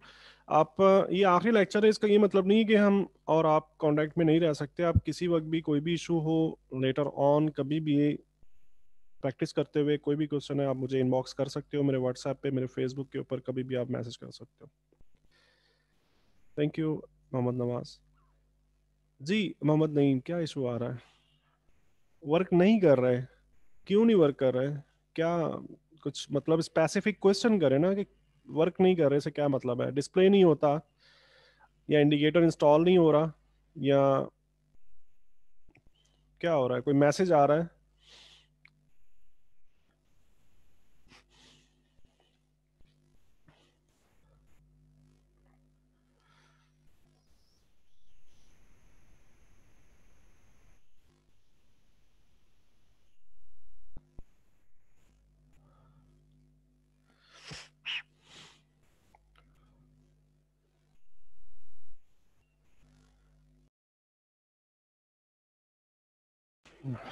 ठीक वर्क नहीं कर रहा से मैं क्या मतलब लूँ? स्पेसिफिक क्वेश्चन बताए ना कि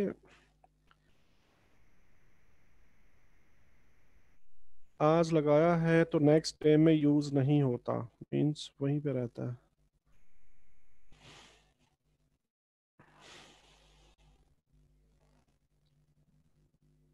ठीक है मोहम्मद नवाज। उसके लिए मैंने आपको बताया था, मुझे याद आ रहा है मोहम्मद नईम, आपकी मेरी बात हुई है आई थिंक। रिफ्रेश वगैरह यही सब कुछ होता है। आप एक काम करें, ब्रोकर चेंज करके देखिएगा, शायद आपके MT4 सॉफ्टवेयर में कोई मसला है। या एक बार ये करें कि उसको वापस अनइंस्टॉल करके आपने इंस्टॉल करना है। ठीक है।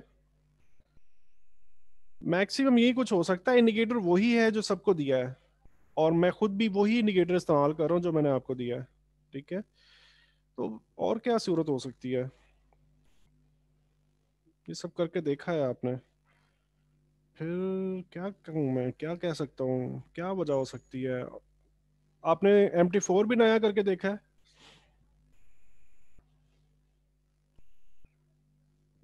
अच्छा, ब्रोकर कौन सा है आपका?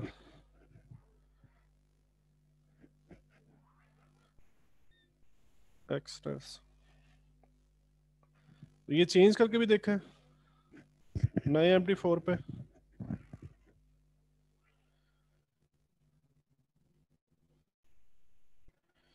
ये देखिए ना, ये मेरे पास जो है, ये भी एक ब्रोकर है, ये भी।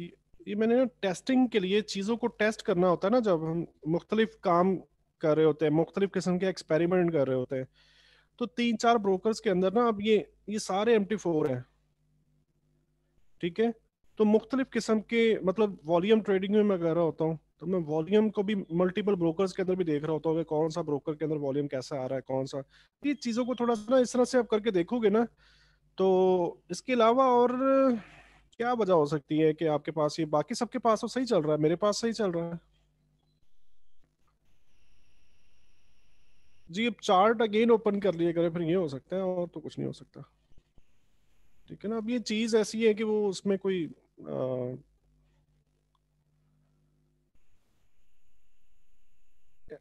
इनबॉक्स कीजिएगा, ठीक है।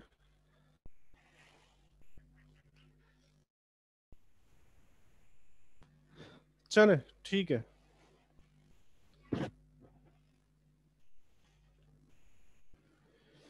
हाँ जी, ये कर सकते हैं आप, रजा नवाज, ये कर सकते हैं।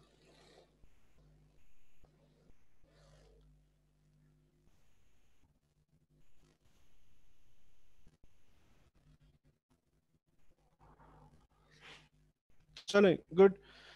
तो इंशाल्लाह फिर मिलते हैं हमारी लास्ट प्रैक्टिस क्लास के अंदर। तकरीबन तमाम सवालों के जवाब तो तकरीबन क्लियर ही है।